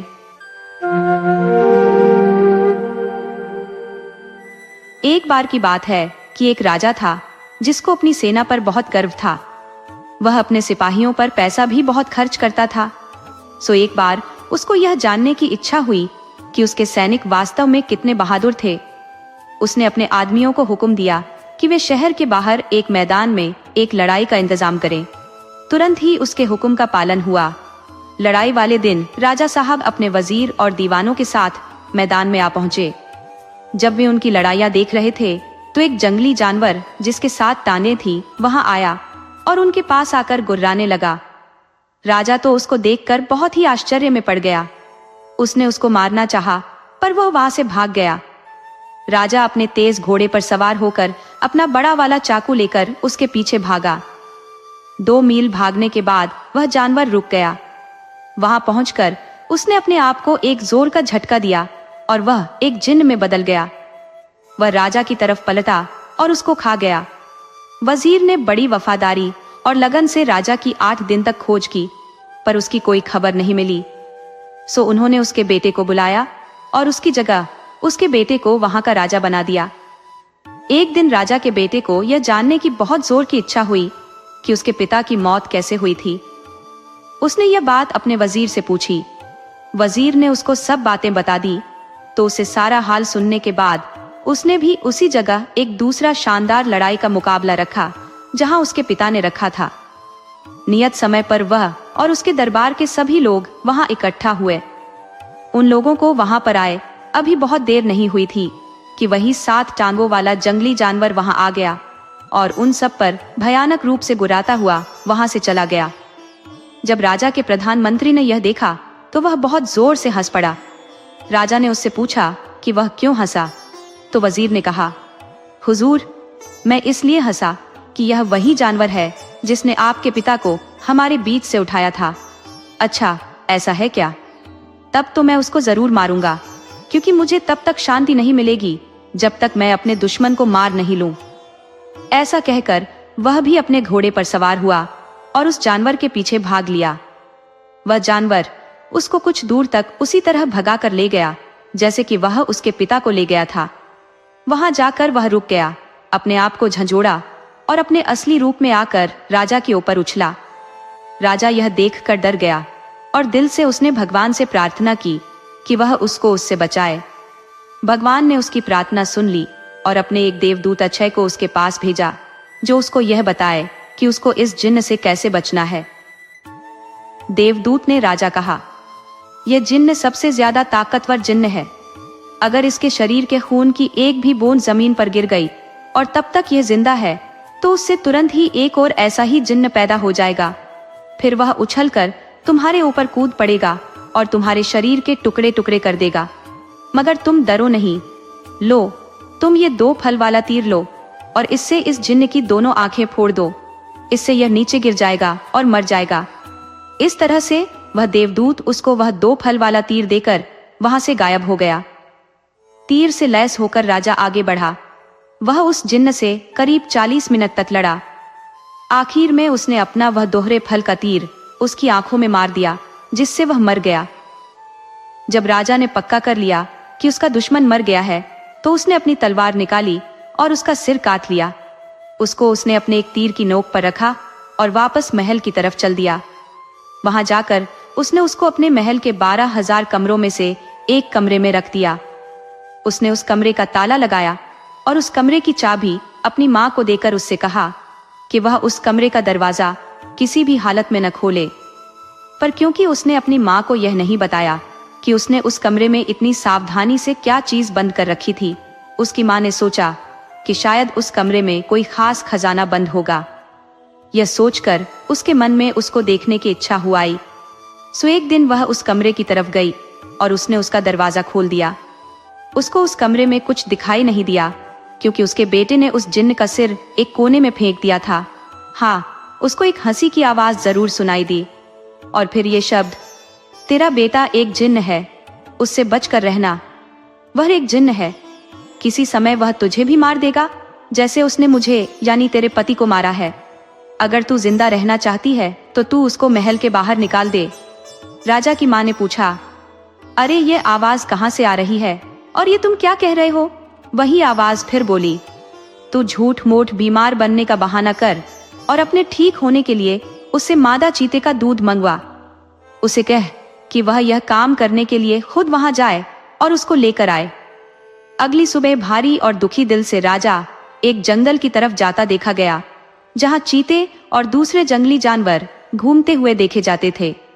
जल्दी ही उसको एक मादा चीता दिखाई दे गई जो अपने 2 बच्चों के साथ धूप में बैठी हुई थी। उसको वहां देखकर वह एक पेड़ पर चढ़ गया और वहीं से उसके एक थन में तीर मारा। इत्तेफाक से उसके उस थन में कई दिनों से बहुत दर्द हो रहा था क्योंकि उसके पास ही उसके एक फोड़ा हो रहा था। राजा का तीर उस फोड़े में जा लगा जिससे वह फोड़ा फूट गया और मादा चीते को बहुत आराम मिला।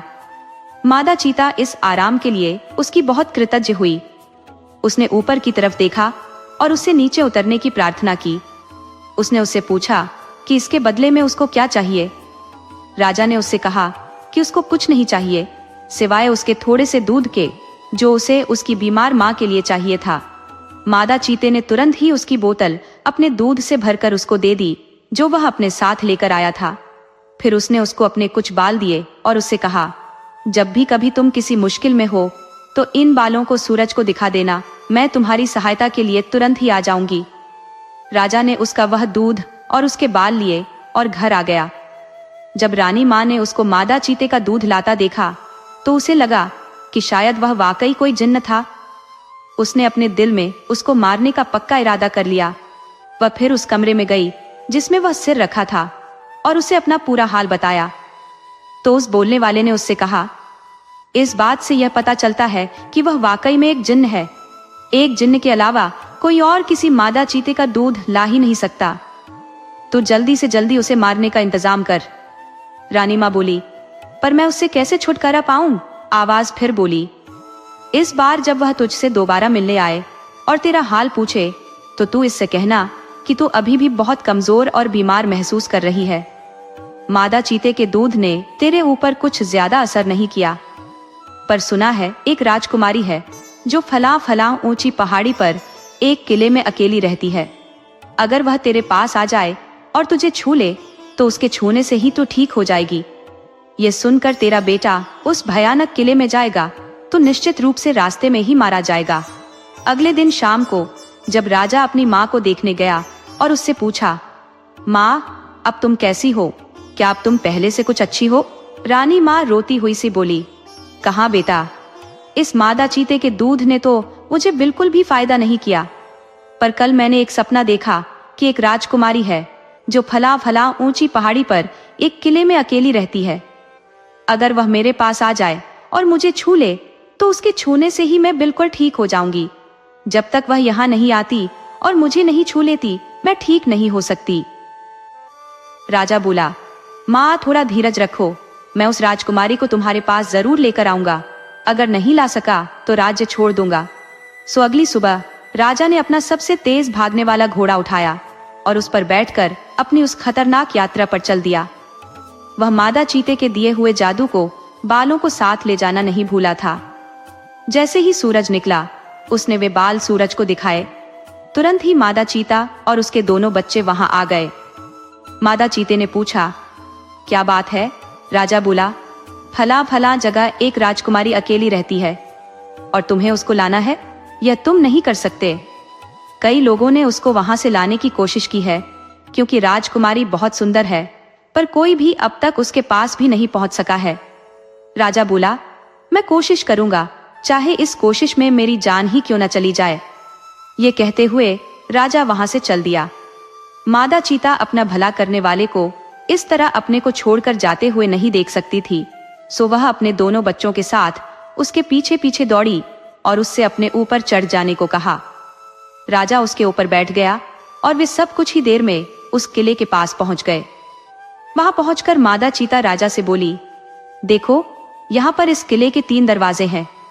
राजकुमारी के पास पहुंचने से पहले उन तीनों दरवाजों से होकर गुजरना जरूरी है। पहले दरवाजे के पास एक बहुत बड़ा लोहे का टुकड़ा रखा है, जिसको एक लकड़ी की कुल्हाड़ी से तोड़ना जरूरी है, नहीं तो दरवाजा नहीं खुलेगा। दूसरे दरवाजे के पास एक नकली गाय खड़ी है, जिसके चारों तरफ असली जिन्न खड़े हैं।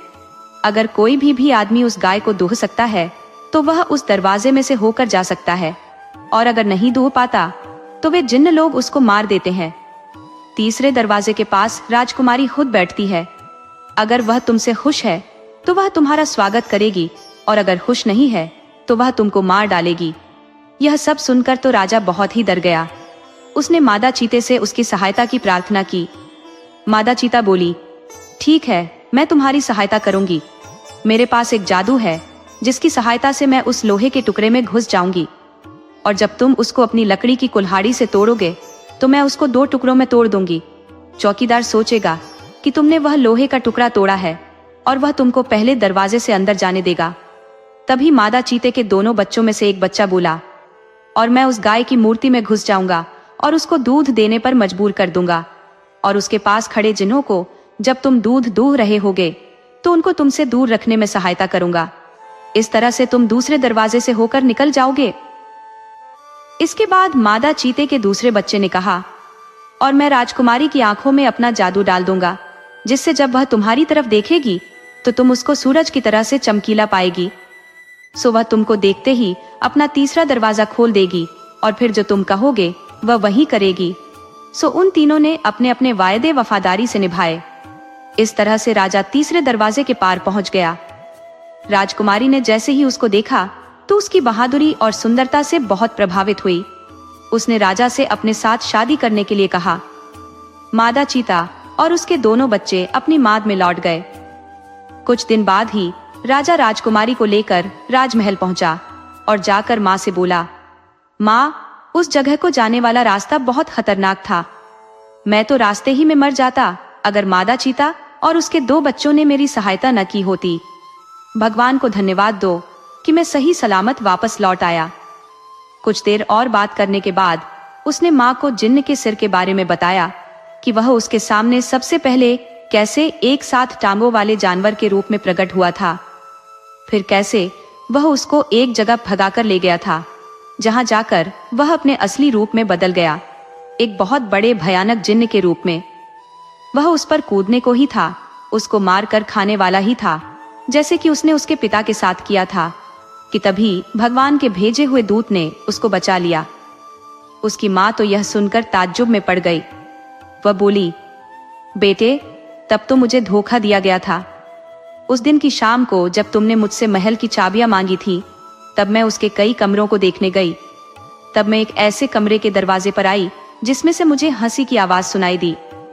मैंने सोचा कि देखूं तो इसमें कौन हंस रहा है, सो मैंने उसका ताला खोला और अंदर गई तो मुझे एक आवाज आई, ध्यान देकर सुन, तेरा बेटा एक जिन्न है जो तुझको खा जाना चाहता है। मैं तेरे पति का सिर हूं। उसने मुझे मारा तो तू उसे मार दे, नहीं तो वह तुझे भी मार देगा। मेरे बेटे, मैंने उसकी बातों पर विश्वास कर लिया और उसी की सलाह पर मैंने इस आशा में तुझे मादा चीते का दूध लाने भेजा कि वह तुझे मार देगी। पर जब तू मादा चीते से बचकर आ गया तो फिर मैंने उसी सिर की सलाह पर राजकुमारी को लाने भेजा। मैं जानती थी कि वहां का रास्ता खतरों से भरा है, फिर भी पर भगवान तेरे साथ था। उसी ने तुझे अपना देवदूत तेरे पास भेजकर तुझे रास्ता दिखाया और उसी ने मादा चीते के रूप में तेरी सहायता की। उस भगवान को लाख लाख धन्यवाद। कहकर उसने अपने बेटे को गले लगा लिया और बहुत जोर से रो पड़ी। इन घटनाओं के कुछ दिन बाद ही राजा और राजकुमारी की शादी हो गई और सब लोग शांति से बहुत दिनों तक खुशहाली में रहे। दोस्तों, आपको कहानी कैसी लगी? अपने सुझाव कमेंट करना न भूले। तो चलिए आज की अगली कहानी शुरू करते हैं। ये बहुत पुरानी बात है कि एक राजा था जिसके 4 बेटे थे। उसने उनको कह रखा था कि वे दिन रात उसके राज्य में पहरा दें और देखें कि उसके राज्य में कोई दुखी तो नहीं है, किसी को किसी चीज की जरूरत तो नहीं है। एक सुबह की बात है कि सबसे बड़े राजकुमार को पहरा देते समय एक जोगी मिल गया। वह जोगी एक तालाब के किनारे बैठा हुआ था और उसके पास 4 घोड़े घास चर रहे थे।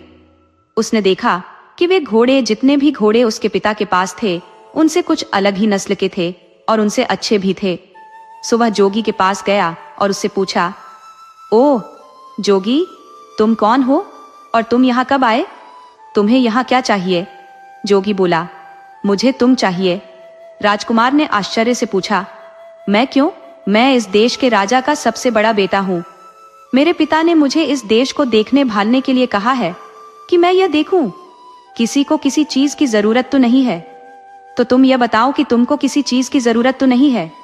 जोगी ने फिर वही जवाब दिया, मुझे केवल तुम चाहिए और कुछ नहीं। पर अगर तुम्हें कुछ चाहिए तो तुम मुझे बताओ, मैं तुम्हारे लिए वह ला दूंगा। राजकुमार बोला, ओ जोगी, मैं तुम्हारे इन बढ़िया घोड़ों में से एक घोड़े पर सवारी करना चाहता हूँ। जोगी बोला, ठीक है, तुम अपनी सवारी के लिए कोई सा एक घोड़ा ले लो, पर ध्यान रखना कि शाम होने से पहले पहले इसे यहाँ वापस ले आना। जब तुम यहाँ आओगे तो मैं उम्मीद करता हूँ कि मैं तुम्हारी दिन भर की सवारी के बारे में तुम्हारे कुछ अनुभव जरूर सुनूंगा। राजकुमार ने एक घोड़ा चुना और उस पर सवार होकर चल दिया। जैसे ही राजकुमार उस घोड़े पर चढ़ा तो उस घोड़े ने तो बहुत तेजी से भागना शुरू कर दिया और वह एक जंगल की तरफ जा रहा था। वह एक सब्जी के बागीचे के पास जाकर रुक गया। उस बागीचे के चारों तरफ ऐसी बाड़ लगी थी कि उसके अंदर कोई नहीं घुस सकता था। राजकुमार जंगल की तरफ कुछ दूर और गया और फिर वहां से लौटने लगा। जब वह वापस लौट रहा था तो उसने देखा कि उस सब्जी के बागीचे के बाड़े में लगे सारे डंडे हंसिया बन गए हैं और बागीचे में से सब्जियां काट रहे हैं। ये देखकर उसे आश्चर्य तो बहुत हुआ, पर उसकी वजह उसकी समझ में नहीं आई कि ऐसा कैसे हुआ। वह वहां से चलकर जोगी के पास आ गया।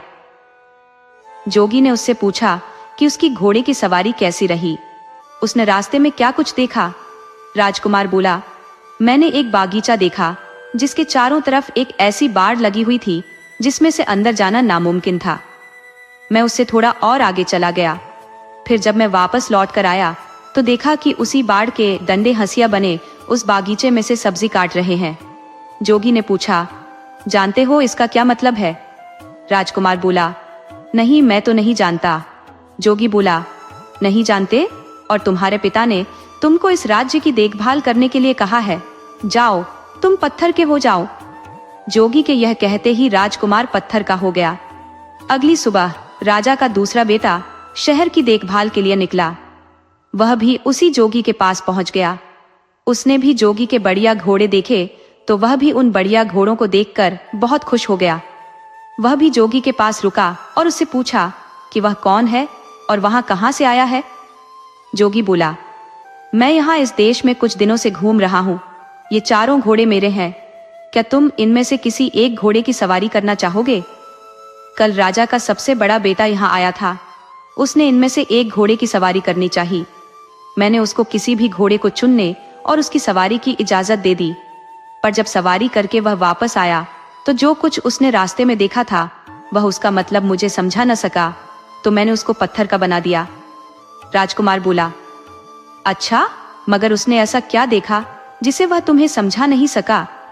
तब जोगी ने उसे बताया कि उसने क्या देखा था और यह वायदा किया कि अगर वह इस बात को उसे समझा सका कि वह डंडे हंसियों में क्यों बदल गए थे तो वह उसके भाई को जिंदा कर देगा।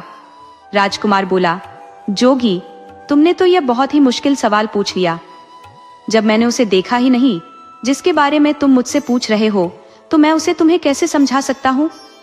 हाँ, अगर मैं तुम्हारा एक सुंदर घोड़ा ले जाऊं और उसे देखाऊं तो शायद मैं तुम्हें समझा सकूं। जोगी ने उसको इजाजत दे दी और वह एक घोड़ा लेकर वहां से चला गया। वह घोड़ा भी उसको एक जंगल की तरफ ले गया। वहां जाकर उसने देखा कि नई पैदा हुई बछिया अपनी माँ को दूध पिला रही है। वह बहुत देर तक इस अजीब दियाराश्य को देखता रहा और फिर जोगी के पास लौट आया। जोगी ने पूछा, तुमने रास्ते में क्या देखा? राजकुमार ने उसे बताया कि उसने देखा कि नई पैदा हुई बछिया अपनी माँ को दूध पिला रही थी। जोगी ने उससे भी पूछा, क्या तुम बता सकते हो कि इसका क्या मतलब हुआ? राजकुमार बोला, मैं नहीं जानता। जोगी बोला, क्या तुम नहीं जानते? राजकुमार उसके इस सवाल का जवाब नहीं दे पाया, क्योंकि इससे पहले ही वह पत्थर का बन चुका था। तीसरी सुबह तीसरा राजकुमार शहर की देखभाल के लिए निकला और वह भी जोगी के पास आया। उसने भी उसके घोड़े देखे। वह भी उसके घोड़े देखकर आश्चर्यचकित रह गया। उसने उससे पूछा कि वह कौन था और उसको इतने सुंदर घोड़े कहां से मिले। उसके इन सवालों पर ध्यान न देते हुए जोगी ने उससे उसके पास बैठ जाने के लिए कहा। बातों बातों में उसने पता चला लिया कि यह भी राजकुमार था और अपने 2 बड़े भाइयों की खोज में निकला था। उसने उसको बता दिया कि उसके दोनों बड़े भाइयों के साथ क्या हुआ। फिर उसने बाद में उससे यह भी कहा कि वह उसके दोनों भाइयों को जिंदा कर देगा अगर वह यह बता दे कि बाड़े के डंडे हंसियों में क्यों बदल गए थे और नई पैदा हुई बछिया अपनी माँ को दूध क्यों पिला रही थी। राजकुमार बोला, बहुत बहुत धन्यवाद। अगर आप मुझे अपना एक घोड़ा दे दें तो मैं इन अजीब चीजों को देख कर आ सकता हूँ और तब शायद आपको समझा सकूं। जोगी बोला, हाँ हाँ क्यों नहीं, तुम इनमें से कोई सा घोड़ा ले लो, मगर ध्यान रखना कि शाम होने से पहले ही यहाँ वापस आ जाना। राजकुमार ने उन घोड़ों में से एक घोड़ा लिया और उस पर सवार होकर चल दिया। वह घोड़ा भी उसको जंगल की तरफ ले गया, जहां उसने देखा कि एक आदमी अपनी पीठ पर लकड़ियां लादे लिए जा रहा है। वह केवल उन्हीं लकड़ियों से संतुष्ट नहीं है जो उसने इकट्ठी कर ली है, बल्कि वह रास्ते में पड़ी और भी लकड़ियां उठाता जा रहा है। राजकुमार ने सोचा, इसका क्या मतलब हो सकता है? जब मैं जोगी के पास पहुंचूंगा तो मैं जोगी को इसका क्या मतलब बताऊंगा। अफसोस, ये राजकुमार भी इस दिया राशि का मतलब समझाने में नाकामयाब रहा और जोगी ने इसको भी पत्थर में बदल दिया। अगली सुबह राजा का चौथा और आखिरी बेटा शहर की देखभाल के लिए और अपने भाइयों को ढूंढने के लिए निकला, तो वह भी जोगी के पास आ निकला। उसने जोगी को प्रणाम किया और उससे पूछा कि क्या उसने उसके तीनों भाइयों को देखा है। जोगी बोला, हाँ देखा है। कहकर उसने एक तरफ इशारा करते हुए उससे कहा कि देखो, तुम्हारे तीनों भाई ये खड़े हैं। मैंने ही उनको पत्थरों में बदल दिया है, क्योंकि उन्होंने पास के जंगल में जो कुछ देखा था वे उनको मुझे समझा नहीं सके, पर मैं उनको जिंदा कर सकता हूँ अगर तुम मुझे उन सब का मतलब समझा दो तो। इसके बाद उसने उन राजकुमारों द्वारा देखे हुए तीनों दियार आश्चर्य उसको बता दिए। राजकुमार बोला, अगर आप मुझे अपना एक घोड़ा सवारी के लिए दे दें तो शायद मैं उनका मतलब बता सकूं। मैं खुद उस जंगल में जाकर उनको देखना चाहता हूँ। जोगी ने उसको इजाजत दे दी और राजकुमार उन घोड़ों में से एक घोड़ा लेकर जंगल की तरफ चल दिया। जब वह जंगल में पहुंचा तो वहां उसने एक तालाब देखा, जिसमें से पानी बह बह कर निकलकर दूसरे तालाबों को भर रहा था। उस समय वह बड़ा वाला तालाब खाली था, क्योंकि उसका सारा पानी उन छोटे तालाबों को भरने में लग चुका था। शाम को जब वह जोगी के पास लौटा तो जोगी ने उससे भी वही सवाल किया जो उसने उसके तीनों बड़े भाइयों से किया था, कि उसने रास्ते में क्या देखा और उसका क्या मतलब था। ये राजकुमार भी जोगी के इस सवाल का जवाब देने में नाकामयाब रहा, सो जोगी ने इसको भी पत्थर में बदल दिया। जब राजा को पता चला कि कई दिनों से उसके चारों बेटों में से किसी का भी कोई पता नहीं है, तो उसको शक हुआ कि उसके बेटों पर जरूर ही कोई मुसीबत आ पड़ी है। अब वह खुद उनको ढूंढने के लिए निकल पड़ा। ढूंढते ढूंढते वह भी जोगी के पास आया। उसने भी जोगी से पूछा, जोगी जी, क्या आपने मेरे चारों बेटों को कहीं देखा है? जोगी ने एक तरफ खड़े 4 पत्थर के खंभों की तरफ इशारा कर दिया। राजा यह देखकर सत्ते में आ गया।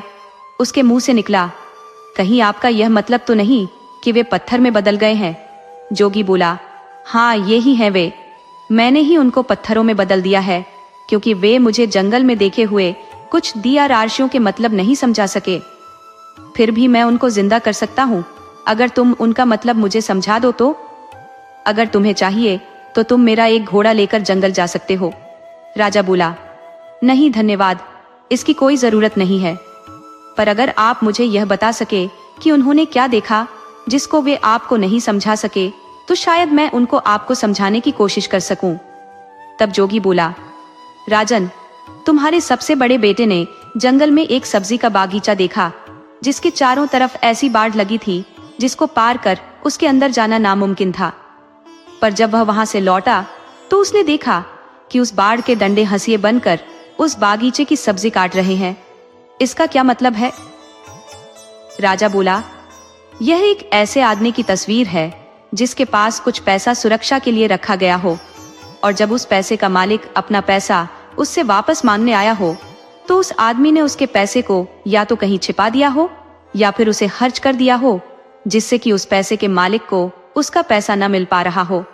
जैसे ही राजा ने अपना वाक्य पूरा किया कि उसका बड़ा बेटा उसके सामने जिंदा और तंदुरुस्त खड़ा हो गया। जोगी ने अपना दूसरा सवाल किया, तुम्हारे दूसरे बेटे ने एक नई पैदा हुई बछिया को अपनी माँ को दूध पिलाते देखा, इसका क्या मतलब है? राजा बोला, बड़ी अजीब सी बात है कि उसको यह देखकर किसी एक ऐसी स्त्री की याद नहीं आई जो अपनी बेटी की कमाई पर जिंदा रहती हो। राजा के यह कहते ही उसका दूसरा बेटा भी जिंदा होकर उसके सामने आ खड़ा हुआ। तब जोगी ने अपना तीसरा सवाल पूछा, राजन, तुम्हारे तीसरे बेटे ने एक ऐसा आदमी देखा जो अपनी पीठ पर लकड़ियां लादे लिए जा रहा था। वह अपने उस ढेर से संतुष्ट नहीं था और रास्ते में उसको और जो लकड़ियां मिलती जा रही थी वह उनको भी उठाता जा रहा था। इसका क्या मतलब है? राजा बोला, यह इस बात को बताता है कि कुछ लोग ऐसे होते हैं जो उनके पास जो कुछ भी होता है वे उससे संतुष्ट नहीं होते, उनको हमेशा ही और ज्यादा की इच्छा बनी रहती है। जैसे ही राजा ने ये शब्द बोले कि उसका तीसरा बेटा भी जिंदा होकर उसके सामने आ खड़ा हुआ। अब जोगी ने अपना चौथा और आखिरी सवाल पूछा, राजन, तुम्हारे सबसे छोटे बेटे ने जंगल में एक तालाब देखा जिसने 6 दूसरे तालाबों को पानी देने के लिए अपने आप को खाली कर दिया, इसका क्या मतलब है? राजा बोला, जोगी जी, वह बड़ा तालाब दुनिया के उन आदमियों के समान है जो दूसरों को देने के लिए अपना सब कुछ खर्च कर देते हैं, पर बदले में उन्हें क्या मिलता है? कुछ भी नहीं। जैसे ही राजा यह बोला, उसका चौथा बेटा भी जिंदा होकर उसके सामने आ खड़ा हुआ। राजा और उसके चारों बेटे खुशी खुशी अपने महल वापस लौट आए। कुछ समय बाद ही राजा ने अपनी गद्दी छोड़कर अपना राज्य अपने बच्चों को दे दिया और वह खुद जंगल में शांति से रहने चला गया। दोस्तों, आपको कहानी कैसी लगी? अपने सुझाव कमेंट करना न भूले। तो चलिए आज की अगली कहानी शुरू करते हैं।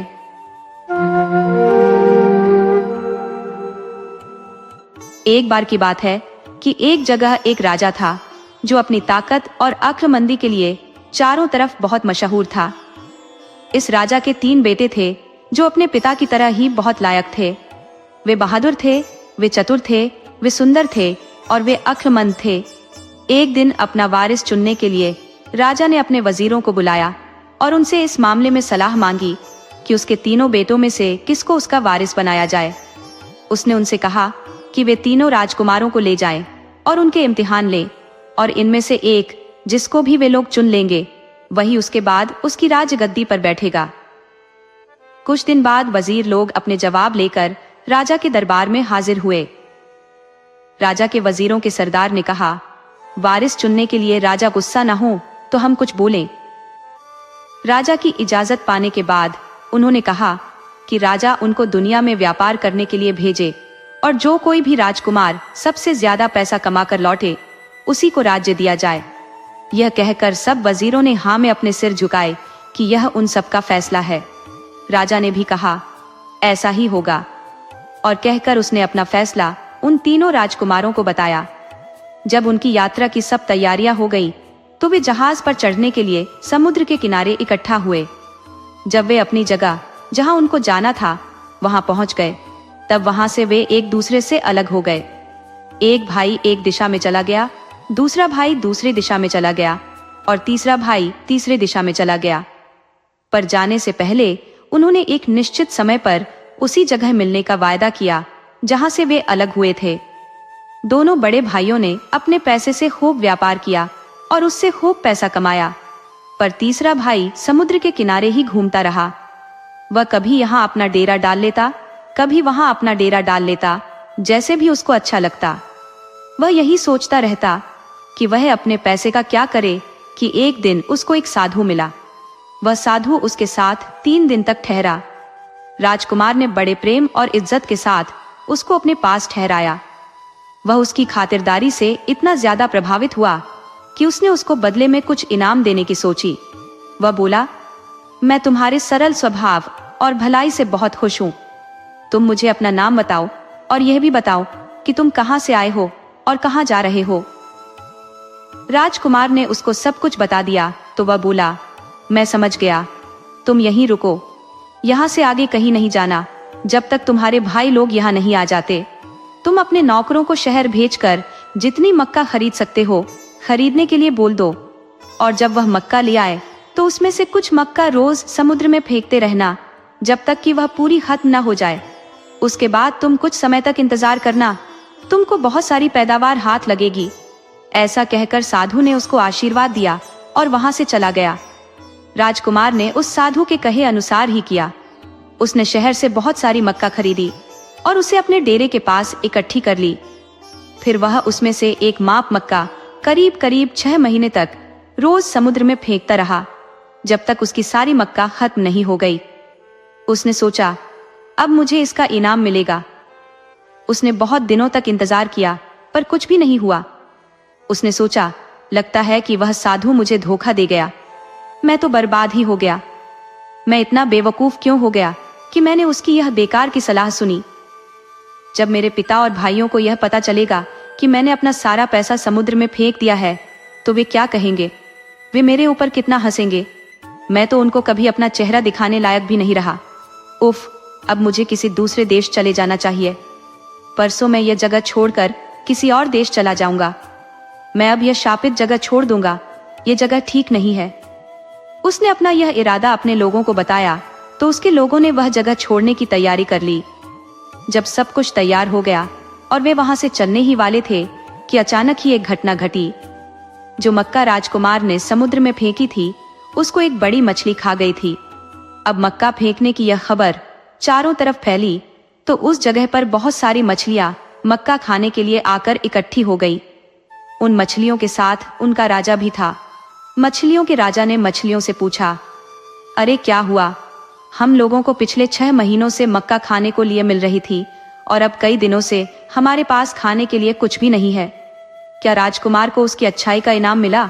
मछलियों ने कहा, नहीं, ऐसा करने का तो कोई हुक्म हमको नहीं मिला। मछलियों का राजा बोला, तो तुम सब राजकुमार के पास तुरंत जाओ और हर एक अपने साथ एक एक लाल लेती जाओ और उसको वे लाल देकर कहना कि वह अपना काम फिर से शुरू कर दे।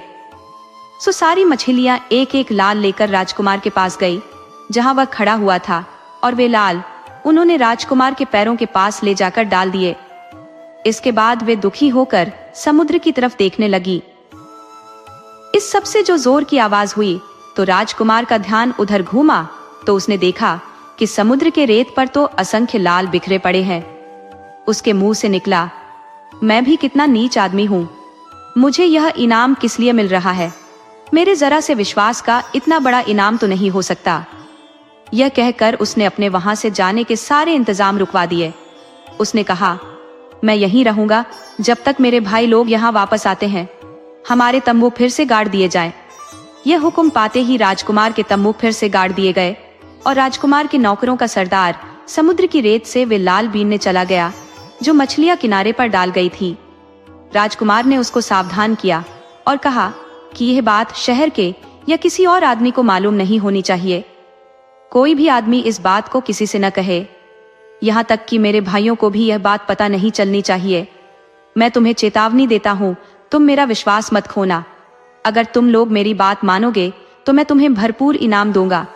उसके नौकरों के सरदार ने उससे वायदा किया कि वह ऐसा ही करेगा।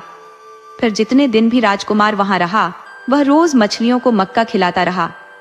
उसके खजाने का कहीं किसी को पता न चल जाए, इसके लिए उसने वे सब लाल गोबर के बने हुए छोटे छोटे ढेरों में छिपा दिए और फिर उन ढेरों को सुखा लिया। कुछ समय बाद उन लोगों के जाने का समय आया ताकि वे उस जगह पहुंच सके जहां उन तीनों भाइयों ने मिलने का वायदा किया था। यह तीसरा राजकुमार अपने समय का इतना पाबंद था कि वह उस तय की हुई जगह पर अपने भाइयों से 1-2 दिन पहले ही पहुंच गया। जब वे सब मिले तो उन्होंने एक दूसरे से पूछा, तुम्हारा कैसा रहा? सबसे बड़ा राजकुमार बोला, मैंने कपड़े का व्यापार किया और मैंने इतना पैसा कमाया। कहकर उसने बताया कि उसने कितना पैसा कमाया। उसके दोनों छोटे भाइयों ने उसकी बड़ी तारीफ की। दूसरा राजकुमार बोला, मैंने बनिए की तरह व्यापार किया और इतना पैसा कमाया। उसने भी अपनी कमाई हुई रकम बहुत सारी बताई तो दूसरे दोनों भाइयों ने उसकी भी खूब बड़ाई की। सबसे बाद में सबसे छोटा राजकुमार बोला, भाइयों जरा मेरी किस्मत देखो। कहकर उसने अपने साथ लाया गोबर के छोटे छोटे ढेरों का ढेर उनको दिखा दिया।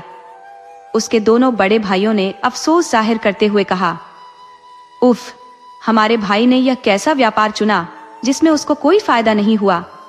जल्दी ही एक जहाज किराए पर ले लिया गया और तीनों राजकुमार अपने अपने नौकरों के साथ उस जहाज पर चढ़ गए और अपने देश की तरफ चल दिए। अब हुआ ऐसा कि जहाज पर लकड़ी के बारे में एक बहुत ही बेवकूफी का फैसला हो गया। आधी दूर तक पहुंचने से पहले ही उनकी लकड़ियां बहुत कम रह गई। सो जहाज का कप्तान और दोनों बड़े राजकुमार सबसे छोटे राजकुमार के पास आए और उससे जहाज के लिए उसके गोबर के कुछ ढेर मांगे। उन्होंने उससे यह भी कहा कि वे देश पहुंचते ही उसकी कीमत उसको दे देंगे। राजकुमार ने उनको वे ढेर उतने ले जाने की इजाजत दे दी जितने उनको वे चाहिए थे। सो अगले दिन उनमें से लाल निकालने के बाद उसने उनको बाकी बची यात्रा के लिए काफी ढेर दे दिए। इस तरह जहाज ठीक समय पर उनके देश पहुंच गया और शाही सवारियां किनारे पर उतरी।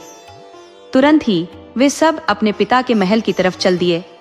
उनके घर पहुंचने के 1-2 दिन बाद ही राजा ने सारी जनता को बुलाया जिसके सामने राज्य का वारिस घोषित किया जाना था। सो बहुत सारे लोग राजा के महल में आकर इकट्ठा हुए। राजा अपने शाही धन से अपने दरबारियों के साथ आकर बैठा। उसके चारों तरफ लोगों की भीड़ थी। राजा ने तीनों राजकुमारों को बुलाया ताकि वे राजा और जनता को अपना लाया हुआ पैसा दिखा सके और अपनी यात्रा के अनुभव सुना सके। सबसे पहले सबसे बड़ा राजकुमार आया। उसने बड़ी ऊंची आवाज में अपनी यात्रा का हाल बताया और अपनी लाई कमाई दिखाई। फिर दूसरा राजकुमार आया, उसने भी वैसा ही किया।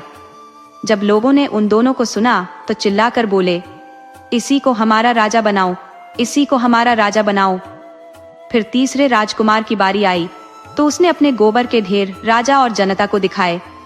उसको देखकर सब लोग बहुत हंसे और हंसकर बोले, इसको जाने दो, इसको जाने दो। राजकुमार अपने पिता से बोला, इतनी जल्दी मत कीजिए पिताजी। फिर वह जनता की तरफ देखकर कुछ गुस्सा सा होकर बोला, अभी तो आप लोग हंस रहे हैं पर बाद में आप लोग अपने हंसने पर पछताएंगे। इन गोबर के हर ढेर में एक एक लाल है जिनकी कीमत नहीं मापी जा सकती। इतना कहकर उसने गोबर का एक ढेर तोड़ा जिसमें से एक लाल निकला। देखो देखो, कहकर उसने गोबर के कई ढेर तोड़ डाले जिनमें से हर एक में से एक एक लाल निकल पड़ा। ये देखकर तो सबके मुंह से आश्चर्य की एक चीख सी निकल गई। राजा बोला, मैंने तो ऐसे लाल पहले कभी अपनी जिंदगी में नहीं देखे। ये ठीक कहता है कि इन लालों की कीमत नहीं आकी जा सकती। मेरे सबसे छोटे बेटे के पास मेरे और मेरे दोनों बड़े बेटों सबके पैसों से मिलाकर भी ज्यादा पैसे हैं। सो अपने बाद मैं उसी को इस देश का राजा घोषित करता हूँ। ये देखकर सब लोग चिल्ला पड़े कि इसी को राजा बनाना चाहिए। इसके बाद वे सब अपने अपने घर चले गए। कुछ समय बाद जब राजा मर गया तो उसका सबसे छोटा बेटा राजा बना दिया गया। उसने अपने दोनों बड़े भाइयों को अपने नीचे खास ओहदों पर रख दिया।